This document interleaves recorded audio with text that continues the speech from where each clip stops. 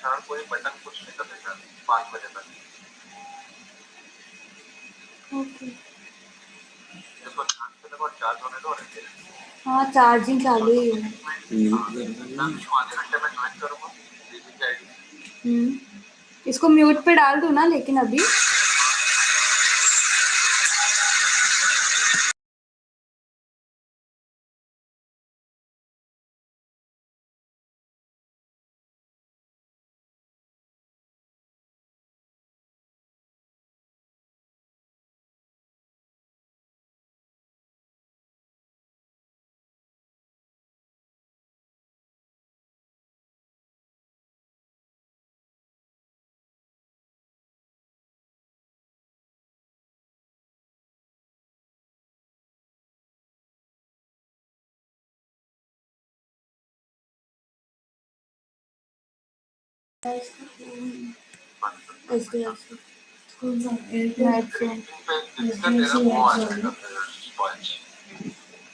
अभी ये power point का 2 दिखा रहा है। मत कर कुछ ऐसे ही रहने दूँ, बंद नहीं किया मैंने। अब देखा पावर पॉइंट स्लाइड चल रही है। यूट्यूब कर्सर लेके जा, क्लिक मत कर, खाली कर्सर लेके जा, क्लिक मत कर। अब ये पता है बीच में पैच जाता है जब तू बाकी की चीजें कंट्रोल में लाती है तो लाइफ में तू लैपटॉप में कुछ नहीं कर, खाली जूम खोल के बैठ जा। ठीक है कुछ बंद मत कर, कुछ मत खोल, जैसे है वैसे रहने दे, खाली जूम खोल। बस मुझे और कुछ नहीं करना। जूम खोल, जूम तो खोल। ये जूम पे तूने बंद किया ना जूम में। मीटिंग कंट्रोल ऐसे ही तो आ रहा है लिख के। ठीक है फुल स्क्रीन पे चल, रहने दे। ऐसे क्यों आ रहा है लेकिन? कुछ मत कर, अभी अपना म्यूट कर दे, मेरे को लॉगिन करने दे, उसके बाद म्यूट कर इसको। नहीं तो जब तक ऐसी रहे। म्यूट अनम्यूट तो कर, ये सब लाइव में सुनाई दे रहा है क्या बोल रहा है वो।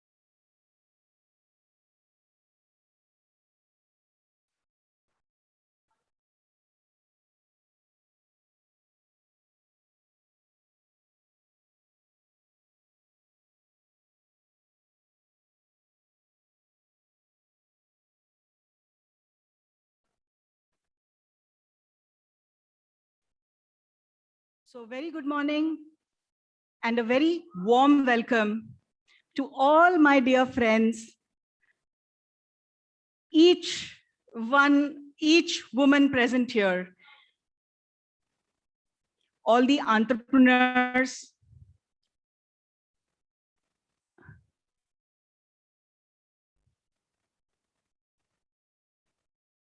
and our special guest here today, Srimati Alka Arora, Joint Secretary, SME Ministry of MSME, Srimati Mercy E. Pao, Director SME from the Ministry of MSME, and their team here.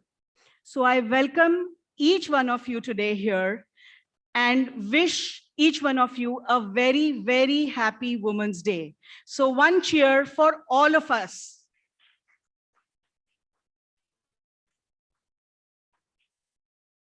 In fact, let me tell you, we gathered here last year exactly on 6th of March. I still remember very vividly. It was raining very heavily, and you know, same picture, same setup. We were standing here, we were talking to all the women, they were talking about themselves, and we were felicitating them. And there was this fear all around of COVID, and you know, we were strictly instructed, nobody touches each other. The minister, honorable minister, will not be able to you know, meet everybody in person. And under that fear, we conducted that event. And since then and now, it has been exactly 1 year. We are all here. We have braved COVID, sustained it, and emerged successful. So one loud cheer for that too.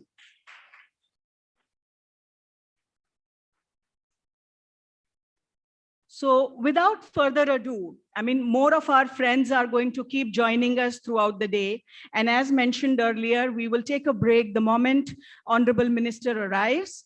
So to start with today's first session, we call it Spotlight and Breaking the Glass Ceiling. This is primarily a focus on all these lovely women who were a part of the She Trades UPS Foundation project in India. Madam is definitely going to talk more about the project. In fact, on behalf of India SME Forum, I would like to thank Alka ma'am, because she has always been so supportive and taken the lead for you know, standing by and lending wholehearted support from the ministry for all the women cause and all the programs and initiatives that we have been running. So this particular program that we launched in India, which She Trades, we had called for applications. We received 273 applications, of which we selected 100 women based on the eligibility criteria that were specified. And from those 100 who completed this program successfully, we have 10, I guess 11 lucky women who have painstakingly, you know, managed to come here and share their story with us and their experience about this program and how it has helped their business. So without taking much time, I would like to invite our ma'am, with your kind permission, I'll start with the spotlight session and invite our first speaker, or pick up the minister. All right, ma'am.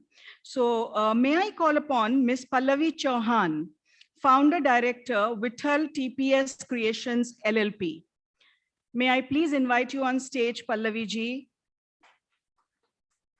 After an early retirement as a banker with a rich experience of 20 years, Pallavi ji started her own venture, Vittal TPS Creations LLP, along with her husband in 2016. As a manufacturer of leather, jute, cotton products, and later she added paper products under the brand name Vesta. She introduced organic skincare, body care, and hair care products under the trademark Somayur, which contains 97 of 100% organic, natural using Ayurvedic formula. She has trained and empowered 300 plus women in organic formulations and preparations. So Pallavi ji, over to you.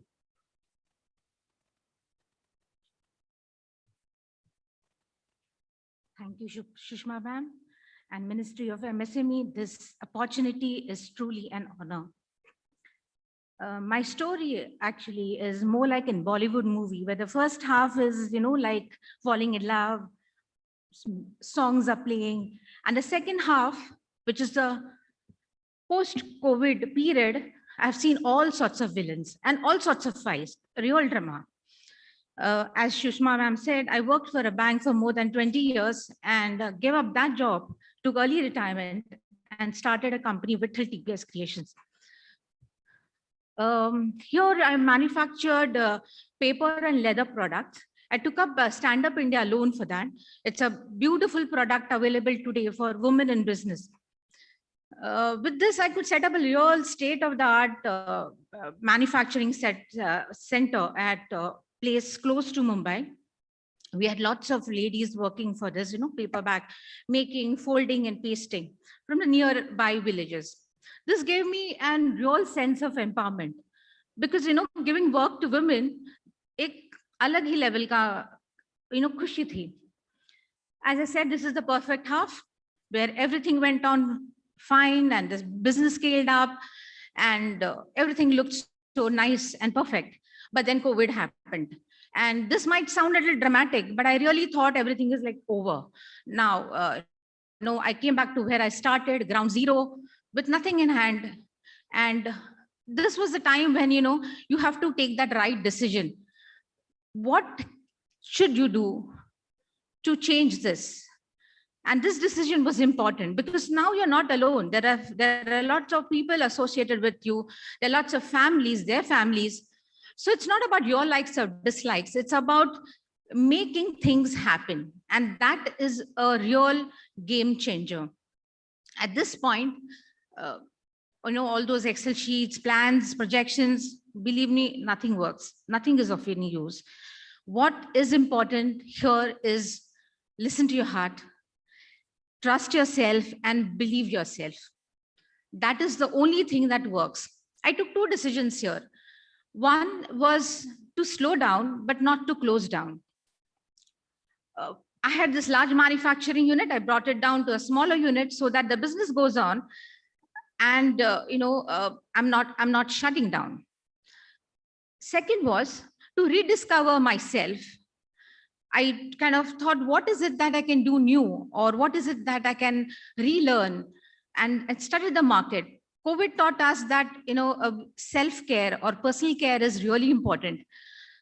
And in India, women spend very less of their income on personal care, vis-a-vis women from other countries who really spend a lot on personal care. So started this brand, Somayur, which is 100% organic, based on Ayurvedic formulas. I've used all sorts of natural extracts and essential oils in this. It's not about beauty. It's about just confidence. Now, this was the turning point because I could now redirect my company. So rediscover yourself, to redirect your company. This was the game changer. Somayur is a 100% organic, handcrafted luxury brand in hair care and body care products.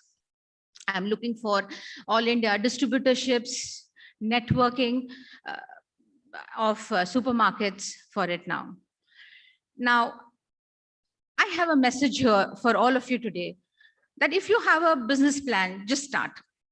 And if you're already into a business, never stop.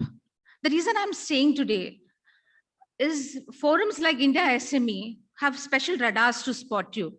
And believe me, don't wait for some a perfect day where you have those funds and you have those resources, because as I said, we were all spotted by India SME Forum, picked up, groomed, and here we are today on this stage.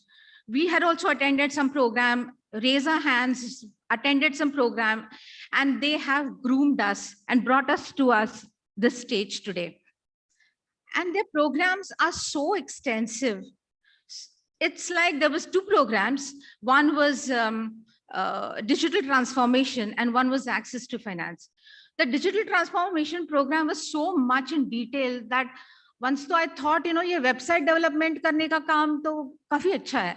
When I really thought it was taught in so much detail, unlike any of these YouTube videos which will be available, where the business coach will tell you what to do, but they do not implement. Marks to paper लिखने के लिए मिलते हैं ना, not to kind of listen to the coach. And they give you the right contacts as well. So they ensure that you succeed. And that's the beauty of these programs. There were also one-on-one coaches, because all of us came from different market sector and we had different set of problems. So each one of us was heard. Each one of us. We have thanked India SME Forum umpteen times in the past, but we will continue doing that a million times more. Thank you, Sushma ma'am, for this. This was not digital transformation, this was life transformation. So girls, today on the International Women's Day, we should take this opportunity to take this pledge that we have to keep moving. Forward means forward. In fact, why don't we start a new hashtag, a positive one? Hashtag yes means yes. Instead of that no means no, let's convert it into yes means yes. We will do it means we will do it. Thank you so much.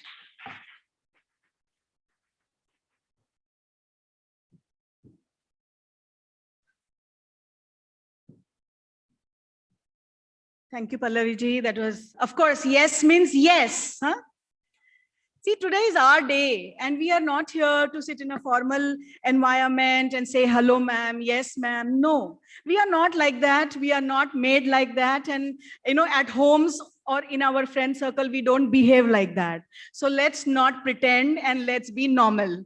And, let's cheer for each other.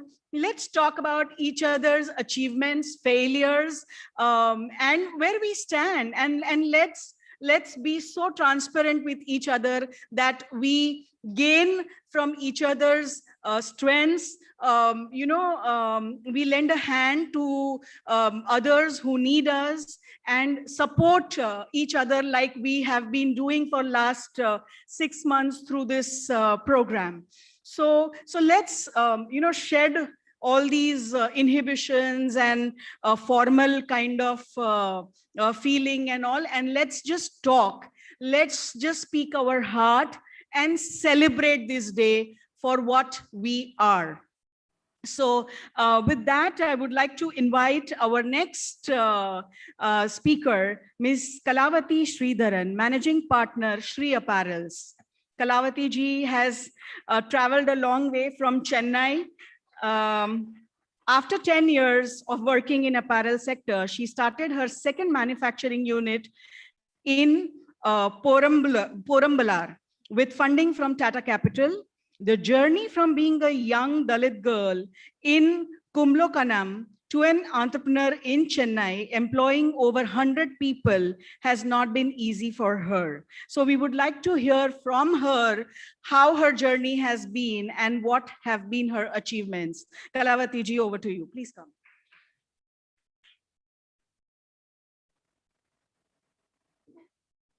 Good afternoon to all. Thank you. Thank you, India SME Forum, for giving us such a wonderful opportunity to speak and participate in this event. It gives me more pleasure, and I'm very happy to see so many women together, because my business is B2B business, and I'm manufacturing garments for both export and domestic market. This journey, when I started this journey, entrepreneurial journey, wherever the meeting I go, I'll be the only woman sitting in the vendor meet or whatever may be the meeting. But after this, after seeing so many women here, I'm feeling so enthusiastic. And to start with the my journey, how it started, first of all, I would like to tell that I'm basically professionally qualified entrepreneur of the garment industry. I have done PG in National Institute of Fashion Technology in Chennai, as a garment manufacturing technology, and then I have done my MBA also. After finishing my graduation, I have been posted as a production trainee in a company, and then I have been trained as a factory manager. I worked as a factory manager for 5 years. When I was working as a factory manager, I used to work from morning 6 to evening 7. So these 12 to 13 hours work made me to think why I should, the time what I'm spending, why it cannot be to my own venture like that. And my thinking is like my next generation, they should not go for a job. They should be a job creator. So this was my intention. So in that way, in order to thinking about all these things, I started my venture with 25 machines and 30 people working. And when I started my venture, actually, what I thought is like managing. According to me, entrepreneurial is not multi-skilling. It is actually, if you see, it is not multi-skilling. It is a mixture of skills. You need all the skills for the administration, finance, marketing, production, and all the things we need to take care. And we need to travel in the same thing where we need to bring all the department to organize and make it done to the final execution has to be like final product has to come out and your venture has to grow. So this made me, initially when I was starting my marketing, I thought I'm not fit to do the marketing because wherever I go, I see I'm the only woman who is being in the business. And in my education also, if I see everybody has joined as a merchandiser and other GM, all the other posts, I was the only person who took the entrepreneurial journey. So this made me to think often also like whether I have chosen it wrong, but it is not like that. Okay. So the thing is, it taught me more. So I'm a self-analyzer where I have analyzed each and every year how to increase my turnover, where I am lacking. So with that only, I have increased my venture from 20 lakhs. I have started when I started my venture, it was 20 lakhs per year turnover. Now it is 1.5 crores per year turnover. So this journey has taught me a lot, but still the thing is like, at least now I have the platform and space to share the thing and to explore, to tell, but rest of the time I will not even have a person to share these things also. So this entrepreneur journey is like, there are a lot of failures also, and according to me, the saturation point of the failure is the success. So that is, so it is like, because if you see, there is nothing failure in business, according to me, because there is losses, that is different, but there is nothing failure in business.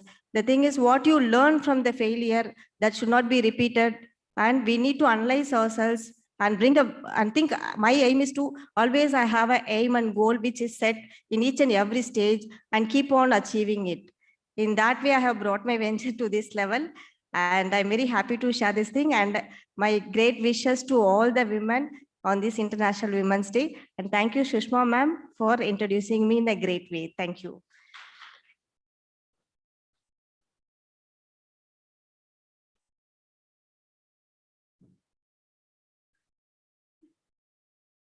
In fact, that's a great and very inspirational story. So one round of applause once again for Kalavati. You know, she rightly says, it's all up to women. You know, I mean, it's high time that we, stop being job seekers and become job givers. As mothers, we should stop demanding, secure jobs from our kids. There is nothing called as security. And there are no secure jobs anymore, including government jobs. I'm sure there are few government officials sitting here amongst us and they will agree. So they are equally demanding. So there is nothing like security anymore. It's all up to us. And I think we need to become our own bosses, like how we are usually at home, you know. So entrepreneurship is the way to go for economic independence. And it's the answer for all the problems that we may face in our lives as women. So with that, our next speaker, she's also a celebrity chef, Mrs. Aditi Bhutia Madan. Aditi, please come. She is well known for her cooking skills. Aditi is one of the top 6 contestants of the Amul MasterChef Season 3. She was born in Northeast Indian family of 14 people, and she founded Blue Pine Foods in 2016 as a manufacturer and processor of frozen, dehydrated, healthy and preservative-free food, ready-to-eat products. She successfully developed and delivered 30 different products from 2 basic categories of momos. Dumplings and spring rolls are her specialty. So teach me after this, okay? I need the recipe. So over to you, Aditi. Please come.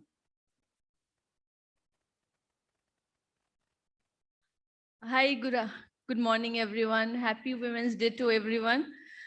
I'm totally very much blessed to be part of this journey here, because while about when I was starting as an entrepreneur, from being an employee to an entrepreneur, I used to quietly sneaking visit different events and different functions held by India SME Forum and different platforms to see women speak and listen them and then imbibe from them and then, absorb and learn from them. So here today I'm with India SME Forum platform, and I'm usually inspired by Sushma Morthania ma'am, because seeing her over the years, I used to visit every forum, and then the organization of the the events happening at Nehru Place and all. So seeing her, it made me more empowered to become an entrepreneur and to lead and follow her in the same path, right? So coming from the Northeast, born and brought up in the Himalayas in Darjeeling, my former name is Yangchen and married to a Punjabi from Rohtak.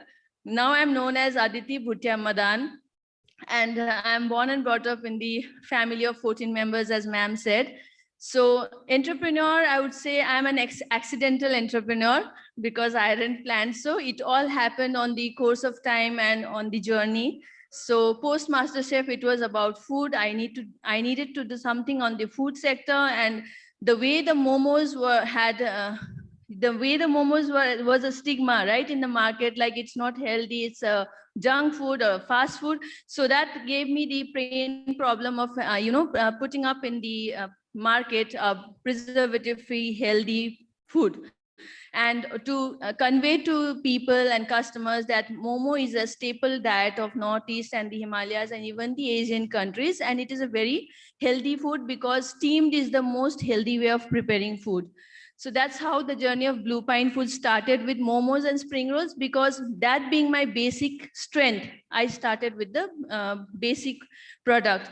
So what I had, so effectuation is one thing which I learned in the journey of entrepreneurship. So no, I'm not an MBA or I don't have any huge degrees, but I've learned a lot from all the journeys of platforms from India SME Forum and NSR Cell. I am Bangalore.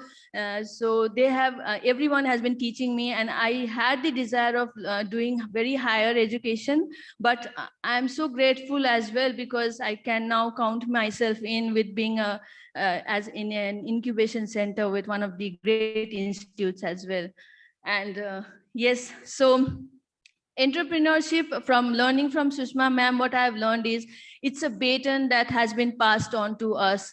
It is not only about business. So we have to take the responsibility, and the faith that has been laid down on us, we have to carry it forward and also pass on to other women entrepreneurs, is what I've learned greatly, ma'am. And so that's how I'm also venturing out into women, helping women entrepreneurs, making them more sustainable, and even also taking visually challenged people in our organization shortly. So I would like to thank every one of you for giving me this opportunity to be here.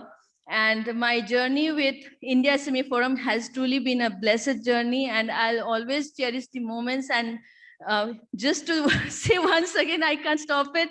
Like Shushma ma'am is a big inspiration for me. So that's how I also am trying to do my part a bit in every cohort or the organizations that I'm at the moment.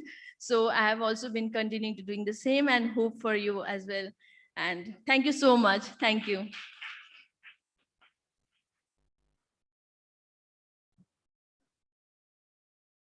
Thank you, Aditi. I mean, I'm just so overwhelmed, and you make a hero out of me. Thank you very much. But in fact, there's a hero in each one of you. So once again, clap for that hero in you.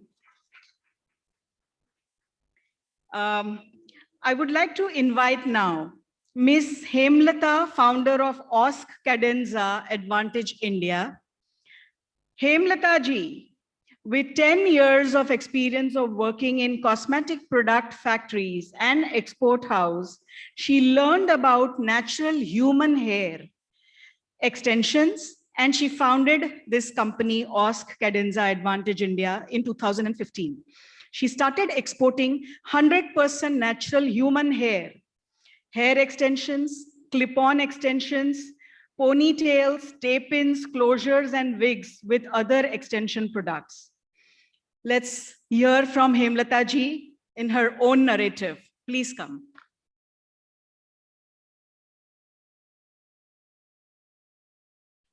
Hello everyone, it's a pleasure to be here.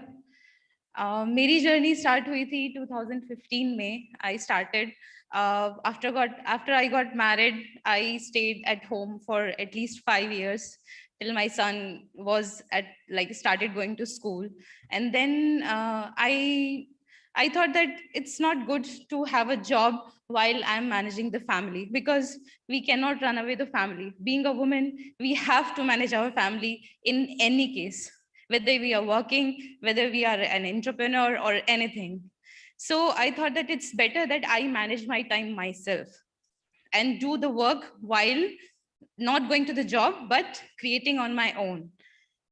I was working in cosmetic factories before marriage, and I had an experience of 10 years. But then this human hair extensions, I found very unique in the international market. And the advantage was that in India, it was all male dominating industry. There was no woman in this industry who was supplying from India. And we being a woman have more knowledge, and we are more familiar with human hairs than anyone else. So I entered into this niche market. And then when I started, I faced this competition from China, which was dominating the international world. Then I approached my banks, and then I got Mudra loan. And then I went to China and Korea to learn the technique of making human hair extensions in India. And my goal was to create the industry within India and make India better than China in international marketing for human hair extensions. Because India was getting the hairs from India, making it beautiful and supplying to international market. So all the money which was there in this industry was going ultimately to China, which I didn't like. Actually, being an Indian, all the money we are supplying to China, but then why China is taking all the advantage. So I thought that I would make this industry dominate, India would dominate in the international market. So I started, I took the training from Korea and China, and then started my own manufacturing unit here in Delhi, Faridabad city. But then, because it was all male dominated industry, so it was a challenge for me to get women work for me. So I had to train those women also, because my target was to at least in my factory, at least 500 women should be working in human hair extensions, making wigs for the industry and supplying to international market. So it was again a challenge for me. So it took me another 1.5 years to convince the woman to work on this hair extensions and learn this, because hair is very normal to us. We don't bother about our hairs. Like as Pallavi said, that the very few women in India take care of themselves because family is a priority for them. So hairs was not a like priority, and even some women thought that entering into this industry is not clean because it's not a table chair job. And the hairs, they were scared to touch the hairs of other women, cut hairs of other women. So it was again a challenge for me to train other women for this. But because this industry is lucrative and each woman who makes a wig gets at least 2,000 rupees for making a wig. So it's a good paying job for any woman. So they started learning this, and then I created a workforce of now 15 women who are in-house. They are working for me. And then I introduced one more scheme, because women, as a woman, we have this challenge of like not much of the women are working in the industry. So I created this program of Bandhu, in which I assigned one lady to train another lady in making the wigs. So every woman is having a bandhu whom she would be trained for 2 months in getting that expertise for making that product, and then that bandhu family would grow. So now it's like 20 bandhus are training those 20 women, and then these 40 women will train another 40 women. So slowly it would increase like a tree. So my ultimate focus is to make this human hair industry India #1 in this hair industry, supplying in the international market. And then, but my speed, I had a speed breaker with this COVID, because I was supplying only in international market. So this COVID gave me a very good setback. It was like a roadblock for me. I didn't know, because all the international markets were closed: Germany, Italy, France, US, where this hair extension industry is booming. All the countries were closed. So I was blank for some time, like at least 2 months. I was just giving it a thought, what should I do? What should I do? Because international market is closed, and I had all these women families to feed because they were dependent on me.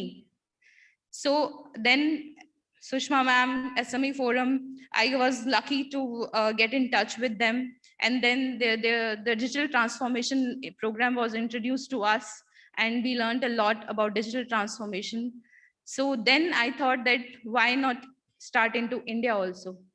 And then I started making my products, putting my products in social media, on digital platforms like Amazon and Flipkart.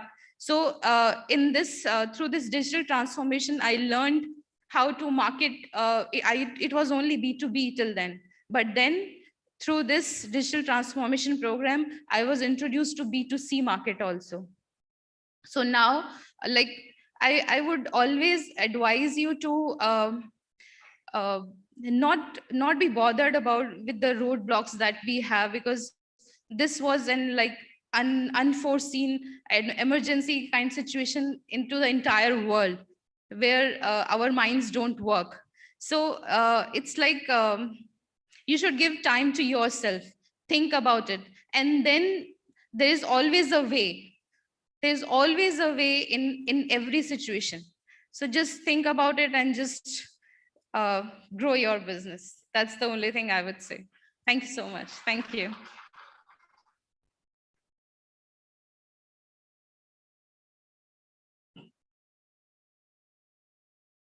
So thank you, Hemlata ji, for telling that, you know, how to balance your entrepreneurial role as well as the role of the lady of the house. So that's also quite a trait required and expected from us. I would now like to invite Mrs. Seema Mishra. She's the proprietor of Maheshwari Creations. a gold medalist in M Pharma, and settled down in a small town in Madhya Pradesh, Dhammod. She founded a way to fulfill her dreams of being an entrepreneur and provide employment to artisans and weavers through her company, Maheshwari Creations. She is a manufacturer of handloom, silk sari, and related products. Her designs used in her products are inspired from the designs of the fort walls of Maheshwar Fort. She has trained and empowered more than 500 plus weavers and artisans in different techniques to develop their skills. I would also like to mention here, since we have Joint Secretary Shri Sudhir Garg ji and Shri VP Prasad, Deputy Director General, DC MSME Office, I would like to welcome them who are sitting here on the front row. So applause for them, please. I would also like to mention to you, sir, that Seema is also heading a cluster in Maheshwar under our CDP scheme. So she would like to explain how this cluster has been developed and what is the progress. Please, Seema, welcome. Yes, it's in the school. Okay, please.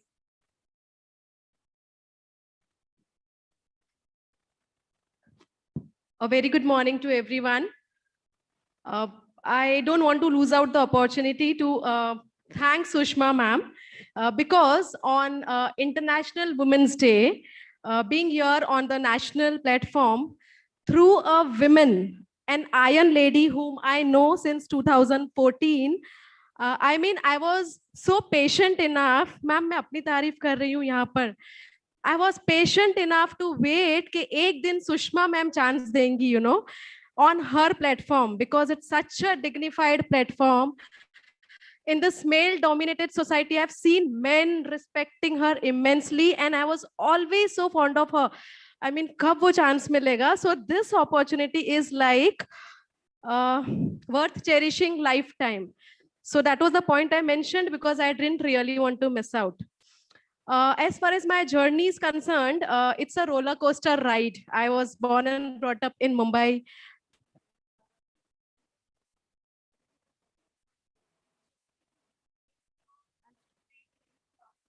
We continue. No Yeah, issues, please, not at all. please. Yeah. No issues.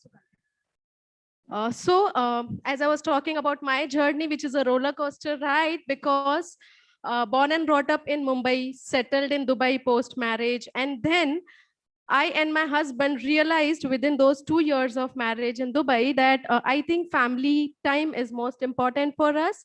And we definitely wanted to do something for the society, something. We had not decided what we would do, but we would do something, a little time we wanted to devote generously. So we settled in Madhya Pradesh, in Dhamnod, which is a very small town and which is very close to Maheshwar.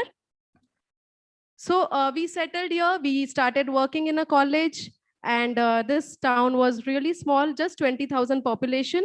So there was, I still remember, Dubai mein there was 24 hours air conditioning, and here in Dhamnod, electricity used to be on at 12 o'clock in the night.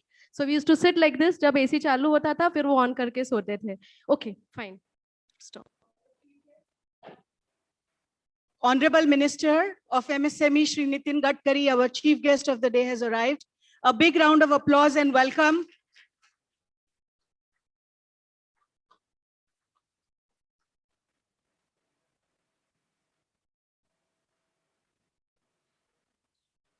A very warm welcome to our guest of honor and Minister of State for the Ministry of MSME, Shri Pratap Chandra Sarangi ji is also here. A big round of applause. To join our dignitaries on dais, we have Shri B.B. Swain, Honorable Secretary, MSME Ministry, and Shri D.K. Singh, Development Commissioner and Additional Secretary, Ministry of MSME.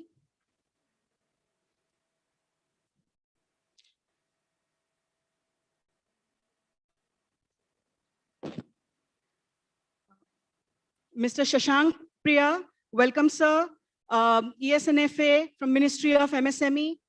May I welcome Srimati Alka Arora, Joint Secretary SME, to please join us on the dais.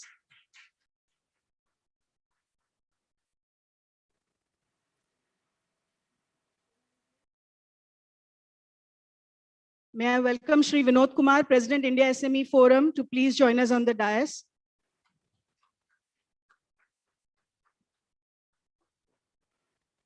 A very warm welcome to all our dignitaries on the dais. May I request our honorable guests now to please light the lamp and start our program, please.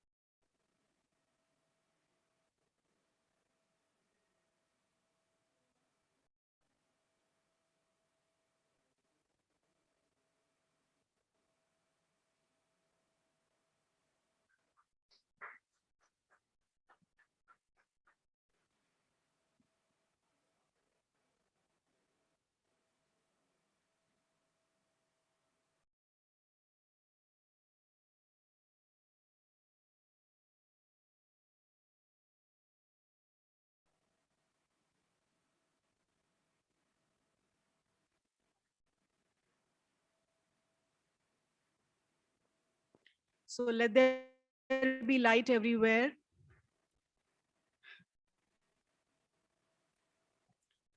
So today being Women's Day, one cheer to all of us here. And in fact, I would like to take this opportunity to thank our honorable and beloved ministers here present, who have always been so supportive and motivating. In fact, sir, I would like to take this opportunity to remind you that it is exactly after 1 year we are doing this program. Last 6th of March at Pravasi Bharatiya Kendra, this is the same program we had done, and you were so kind to come, and we were all laboring under the fear of COVID. And yet you came, you supported, you motivated, and you felicitated a lot of women entrepreneurs amongst us. And it is such a fabulous and wonderful feeling to have you once again here with us. So a big round of applause for our beloved sir. Welcome, Shri V.K. Saxena ji, Chairman, KVIC. A big round of applause for Saxena sir also. So we are all gathered here today to celebrate International Women's Day, and especially the spirit of women amongst us and how we have braved this COVID, this pandemic, this crisis, and sustained not just ourselves, our families, but also our businesses. So we are here to celebrate that, sir. And today I'm going to take the liberty, sir, of inviting only women to felicitate all the men here, sir. So we are not going to follow the protocol. So I would like to ask for pardon, but I'm going to invite Srimati Alka Arora to felicitate both our beloved ministers today here on the dais.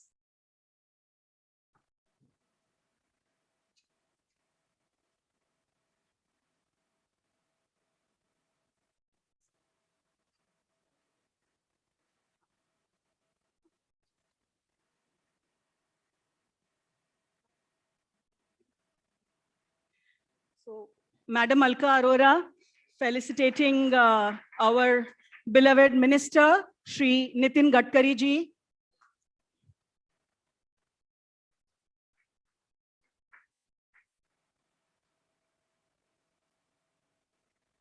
Ma'am Alka Arora, kindly felicitate our Minister of State, Shri Pratap Chandra Sarangi ji too.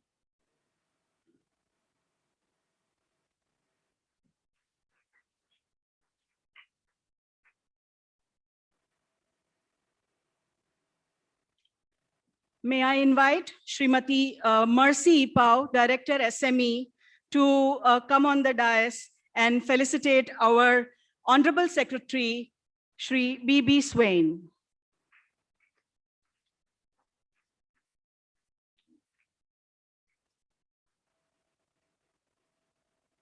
May I request Mercy ma'am to also felicitate our AS and DC sir, Shri D.K. Singh. All these mementos are made by women.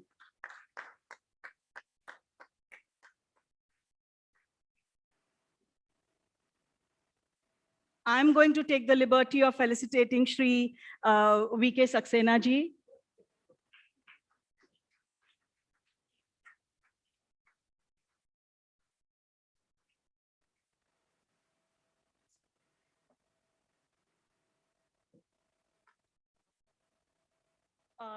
Shri Shashank Priya ji.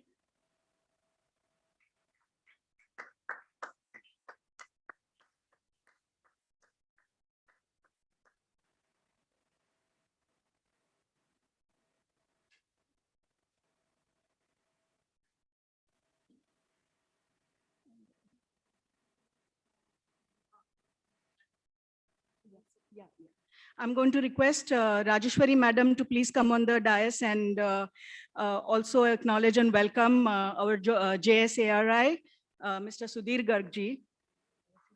Here. Mr. Garg has done amazing work in the last 1 year as far as the Spurti cluster and all that is concerned. So please come on dais, sir, and take it from her hand properly. You know, we all know the work.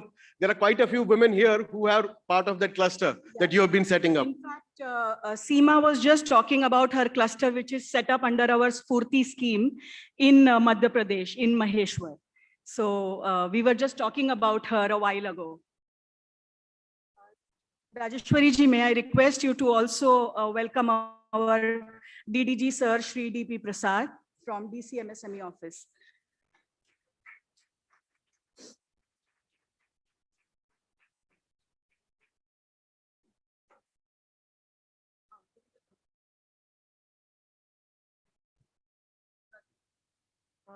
Rajeshwari ji, would you kindly also welcome Shri Shukla ji from KVIC.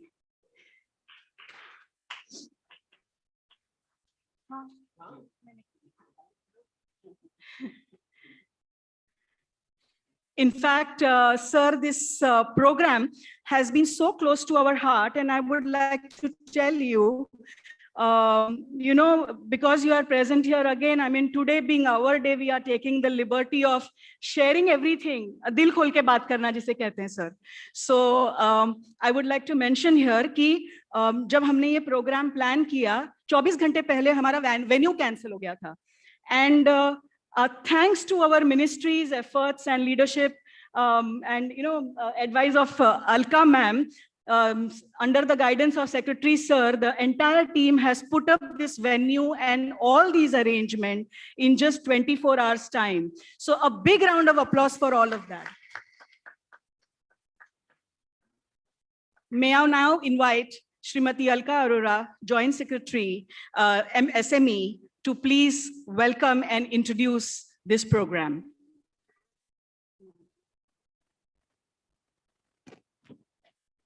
Good afternoon to everybody, and a very, very warm welcome to, as Sushma said, our dearest Minister, Honorable Minister of MSME, Road and Surface Transport, Shri Gadkari ji, our Honorable Minister of State for MSME, Dairy, Animal Husbandry and Fisheries, Shri Sarangi ji, respected Secretary Sir, DC Sir, Chairman KVIC Sir, AS and FA Sir, Sudhir Sir, Dhananjay, Shukla ji, and all the lovely ladies who are present here. Thank you so much. Though we had initially planned that we will have a virtual session, then we thought that, you know, this is one day where Minister Sir will not refuse a physical program. And he has been extremely kind. And as Sushma mentioned, we got the confirmation, you know, when the venue got cancelled, the confirmation came at 10. He was still very kind enough that at 10 also at the night, on Saturday night, he agreed for the change of venue. Thank you so much, sir. So we all know that, this day is celebrated as Women's Day, but it's every day is a Women's Day. And here, as a woman and as an officer, we are trying our best from the MSME ministry that every day for every woman who is wanting to be an entrepreneur or is an entrepreneur, we take her to the next level. So sharing the journey that what we did for this program, sir.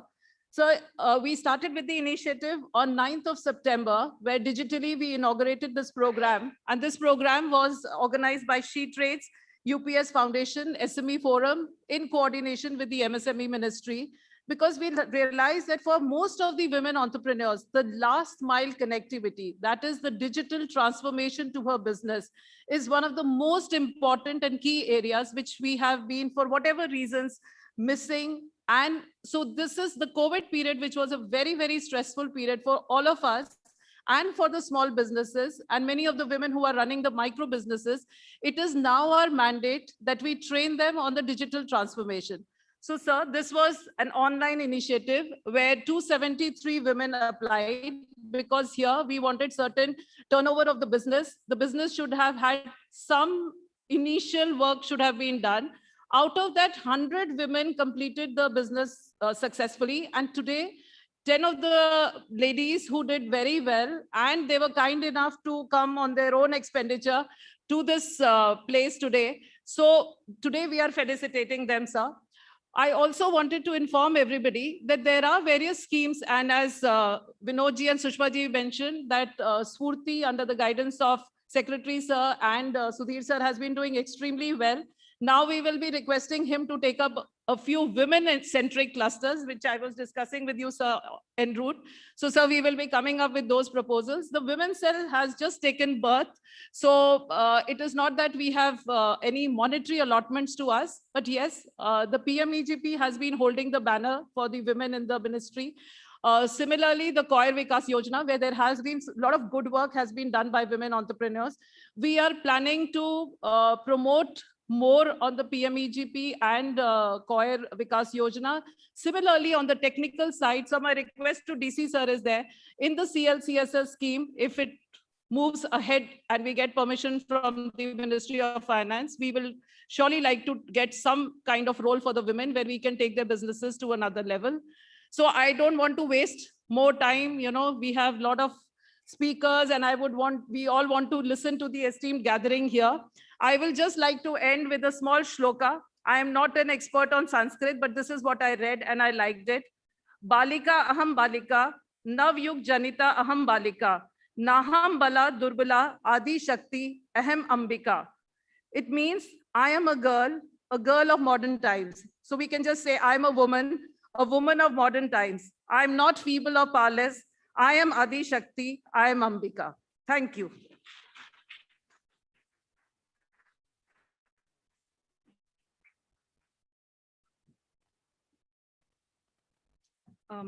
Thank you, ma'am. May I now invite Shri D.K. Singh, ASNDC, Ministry of MSME, to please come over and say a few words, sir.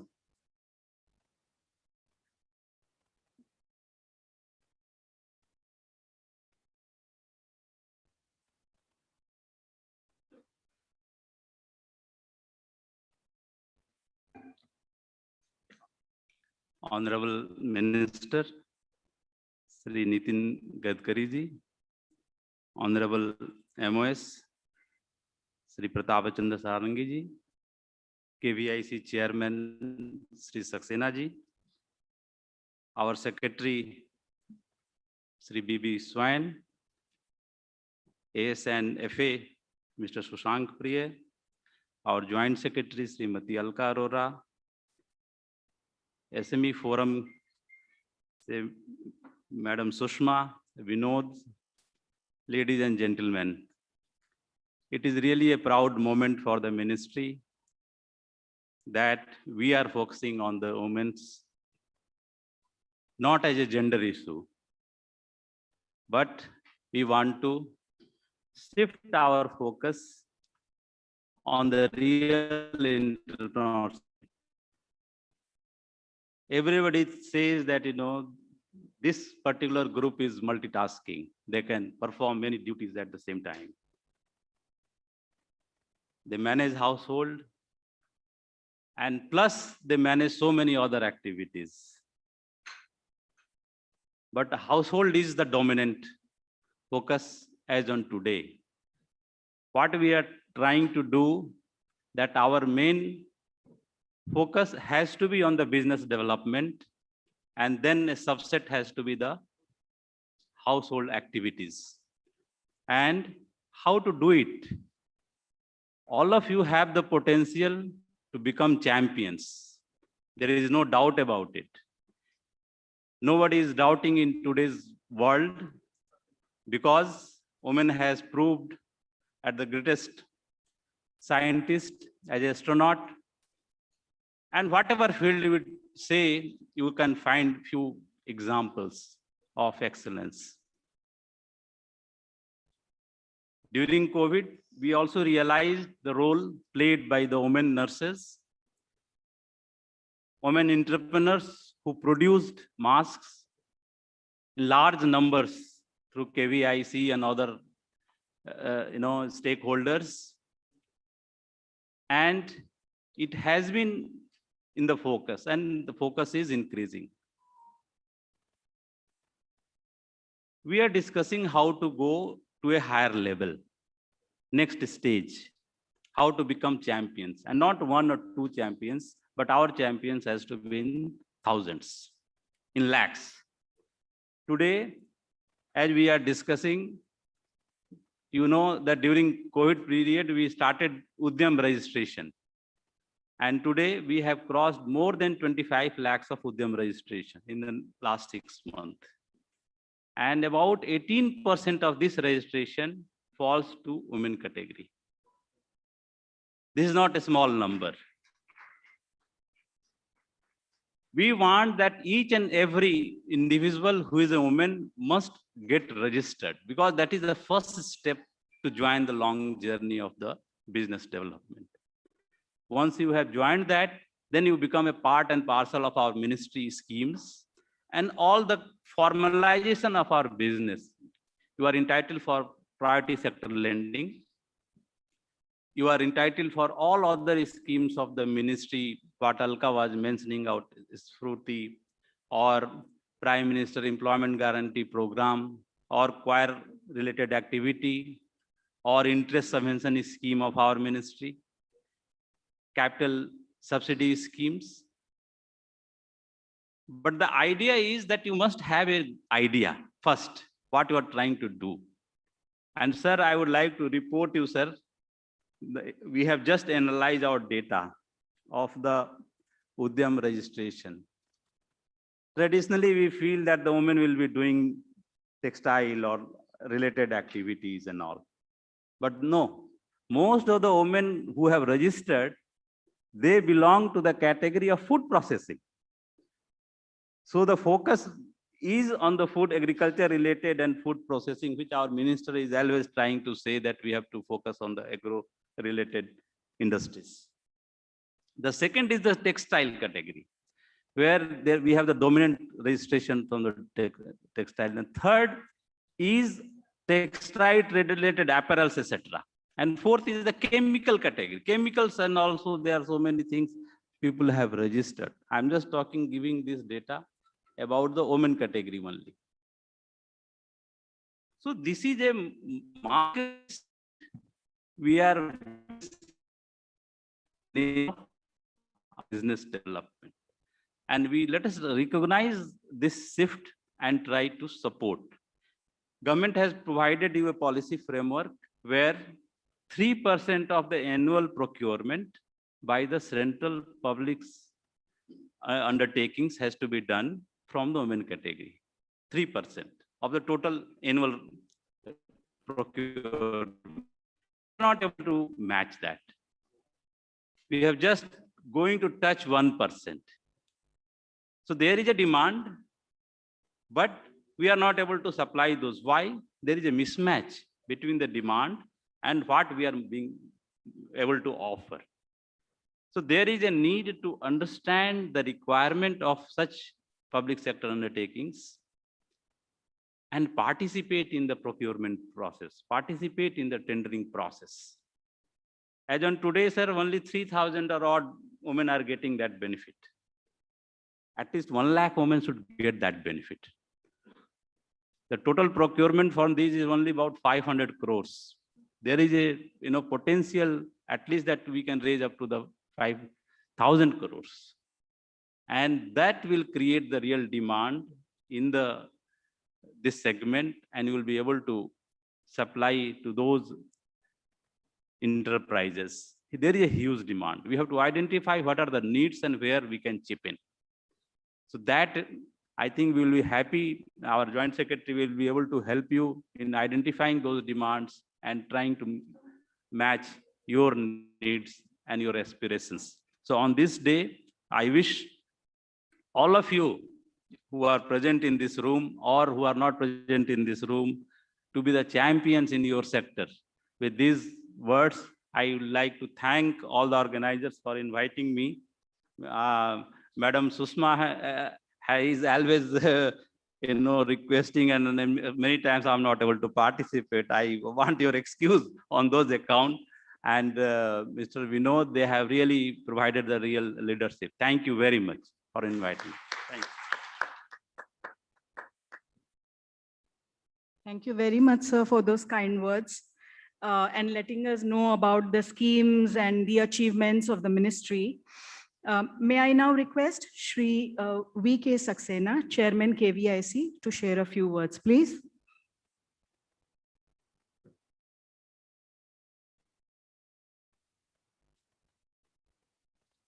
परम आदरणीय Shri Nitin Gadkari ji, honourable minister of MSME and Road, Highways and Transport, आदरणीय श्री सारंगी जी, MOS MSME, respected Secretary MSME Shri स्वान जी, अलका जी, मंच पर आसीन सभी महान भाव, JS ARI Shri Garg ji और इतनी संख्या में मौजूद हमारी महिला एंटरप्रेन्योर्स, सबसे पहले मैं आज दिल से इंटरनेशनल वुमेन्स डे पर हमारी सभी महिला उद्यमियों को बहुत बहुत बधाई देता हूं, शुभकामनाएं देता हूं। और बहुत कम शब्दों में मैं कहना चाहूंगा कि महिला इस देश की सबसे बड़ी शक्ति है और महिला जब सशक्त होगी तभी देश सशक्त होगा। KVIC एक ऐसा ऑर्गेनाइजेशन है जहां सबसे ज्यादा लगभग 76% जो है महिला काम करती हैं, चाहे वो स्पिनर्स हों, वीवर्स हों। और अभी अभी हम लोगों ने जो कुछ नई स्कीम्स चालू की हैं, जिसमें हनी मिशन है, कुम्हार सशक्तिकरण योजना है, उसमें भी मुझे बताने में बड़ी खुशी है कि मैक्सिमम महिलाओं ने पार्टिसिपेट किया है। जब एक महिला सशक्त होती है तो पूरा परिवार सशक्त होता है। तो मैं एक बार फिर इस इंटरनेशनल वुमेन्स डे पर यहाँ पर आई हुई सभी महिला एंटरप्रेन्योर्स को बहुत बहुत बधाई देता हूँ और ख़ास तौर से अलका जी को, जिन्होंने इस प्रोग्राम को ऑर्गेनाइज किया।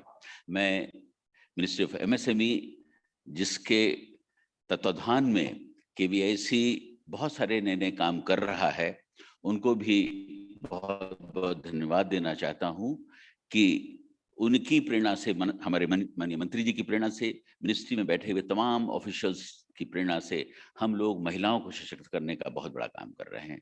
मैं एक बार फिर आप सबको बहुत बहुत बधाई देता हूं, क्योंकि समय कम है और आप सब लोग माननीय मंत्री जी को सुनना चाहते हैं। बहुत बहुत धन्यवाद।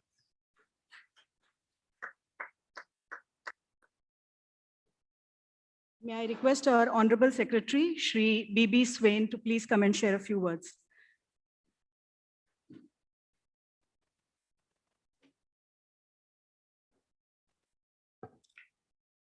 So I'll be very brief, sir. I know, sir. No, sir. You have to join in a very important meeting at 1:45. I know that, sir. Honorable Minister Shri Nitin Gadkari ji, Honorable Minister of State Pratap Chandra Sadangi ji, Saxena ji, my esteemed colleagues in the dais and in the audience, the women entrepreneurs who are being facilitated today. Binod Kumar ji, Susma ji, J.S. Juneja ji, and ladies and gentlemen. It's indeed my pleasure to be part of this conference organized on the occasion of the International Women's Day. Out of the total MSMEs, I believe only about 20% of the enterprises are owned by women entrepreneurs in our country, and they collectively contribute 3.09% of industrial output and employ 10% of the total workers engaged in different economic activities. Historically, entrepreneurship has been a male-dominated phenomenon, but we are glad that the times are changing. They have indeed changed. In the recent years, the status of women entrepreneurship in India has seen a drastic change due to ever-growing industrialization, globalization, and social legislation in this country. With a view to integrate women entrepreneurs in the mainstream value chain, amendment in the public procurement policy for the inclusion of 3% procurement from women MSME was announced on 9th November 2018, and the policy came into effect on 1st April 2019. As my colleague, Development Commissioner, Mr. Singh said, there's a long way to go, but even in this year, we are reaching a figure of about 558 crore, which is an improvement of the earlier years. Quite obviously, we have a very, very long way to go.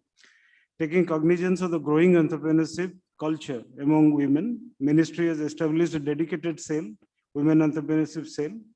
The cell will work for empowering aspiring and existing women entrepreneurs by providing professional support to set up and run an enterprise. We believe that to achieve the vision of self-reliant economy and achievement of Millennium Goals would probably impossible without incorporation of women in the income generating activities.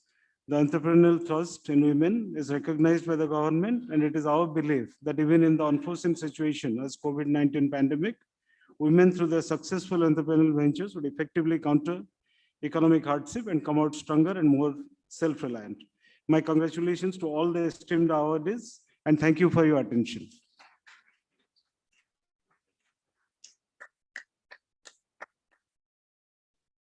Thank you very much, sir. Our Honorable Minister has a committed meeting at sharp 1:45. So we are slightly modifying the program. We'll request our Honorable and beloved Minister, both ministers, to felicitate our women entrepreneurs who have been able to join us here today. And thereafter, we would like to hear from our minister his wise words. So first, may I request Ms. Pallavi Chauhan, Founder Director, Vitthal TPS Creations LLP, to please come on the dais. May I request our honorable ministers to please felicitate these women.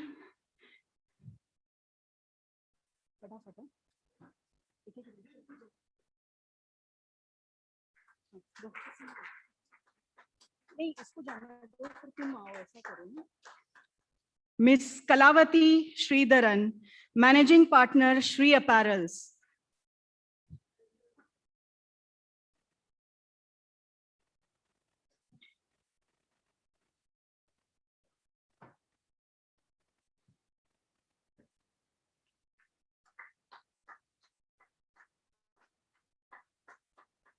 Ms. Aditi Madan, Founder Director, Blue Pine Foods Private Limited. Sir, we are felicitating women. These are the 100 women, among 100 women who have successfully completed the digital transformation and access to finance program from the She Trades UPS Foundation project in India. Dr. Shruti Nada Poddar, Founder and Managing Trustee, Shruti Foundation.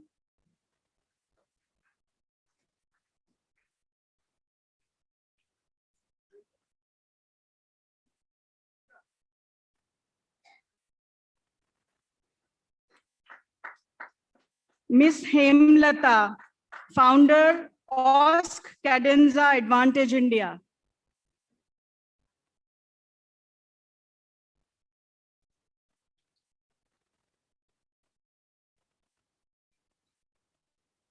आ जाइए।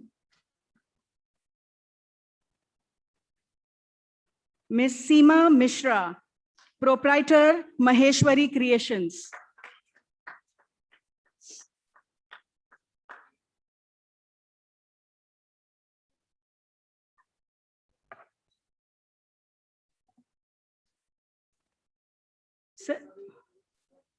Sir इनका स्फूर्ति cluster भी है sir इनका.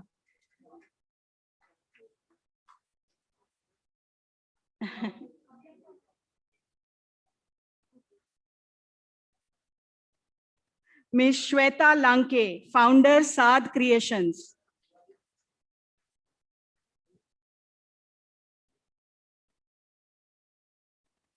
Shweta north east में काम करती है, चेरापूंजी में, and she empowers 500 young girls into weaving in with Moga silk.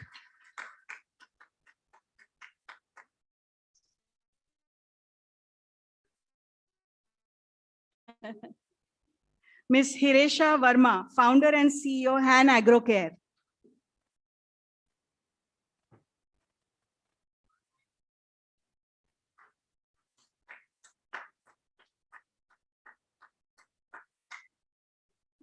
Miss Madhumita Sarkar Guha, founder and CEO, Lux Living.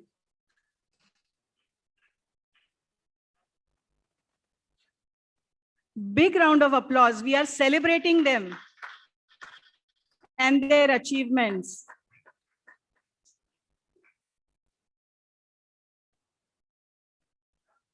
Miss Varsha Mahendra, founder and CEO. Madam अब थोड़ा हाँ ऐसे हो जाएगा.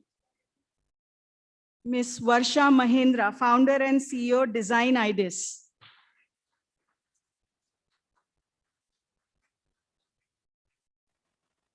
And Miss Hema Ghadiali, proprietor, Vrushti Creations.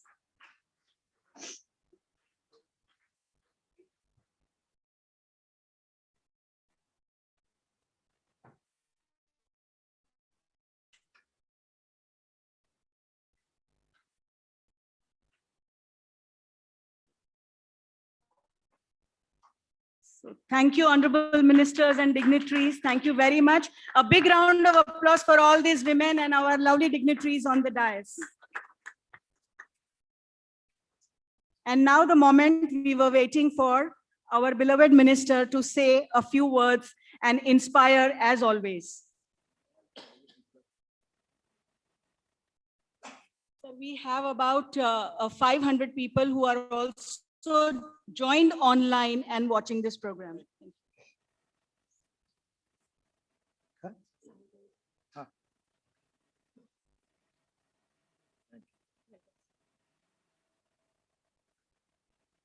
हमारे राज्य मंत्री आदरणीय सारंगी जी, हमारे सचिव, हमारे कमिश्नर, आज के कार्यक्रम का आयोजन इन्होंने किया है, अलका जी, उनकी पूरी टीम, खादी ग्रामोद्योग कमीशन के अध्यक्ष सक्सेना जी, उपस्थित सभी मान्यवर और यशस्वी महिला उद्यमी जिनका आज हमने सत्कार किया है।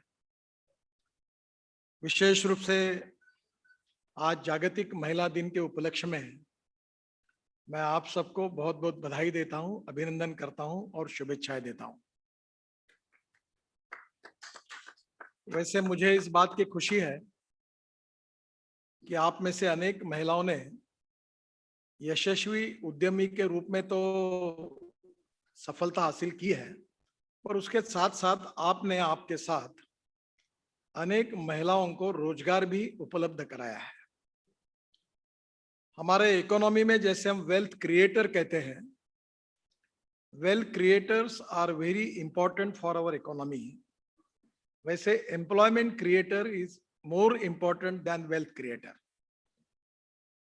और गांधी जी के इकोनॉमी का सार यही था कि मास प्रोडक्शन फ्रॉम मासेस, और इसलिए हमारे देश में अगर गरीबी दूर करनी है तो रोजगार निर्माण करना होगा, और रोजगार निर्माण करते समय वो ग्रामीण क्षेत्र में, कृषि क्षेत्र में, और जो 115 एस्पिरेंट डिस्ट्रिक्ट्स है जहां गरीबी है, भुखमरी है, बेरोजगारी है, जो सोशली, इकोनॉमिकली और एजुकेशनली बैकवर्ड है, उस क्षेत्र में ज्यादा काम करने की आवश्यकता है।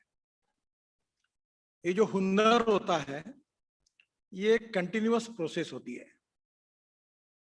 No one is perfect and no one can claim that he is perfect. उत्तम, अधिक उत्तम, सर्वोत्तम, अप टू इन्फिनिटी। समय के साथ हमारे प्रोडक्ट की क्वालिटी, उसकी डिजाइनिंग, उसकी पैकेजिंग अगर अच्छी होगी तो ही उसको मार्केट मिलेगा। और मैं अक्सर एक बात कहता हूं कि ऑनेस्टी, क्रेडिबिलिटी एंड गुडविल ये 21वीं सदी का सबसे बड़ा कैपिटल है। इवन रिसोर्सेस एंड टेक्नोलॉजी से भी ज्यादा ईमानदारी, क्वालिटी, गुडविल, ऑनेस्टी ये बड़ा कैपिटल है।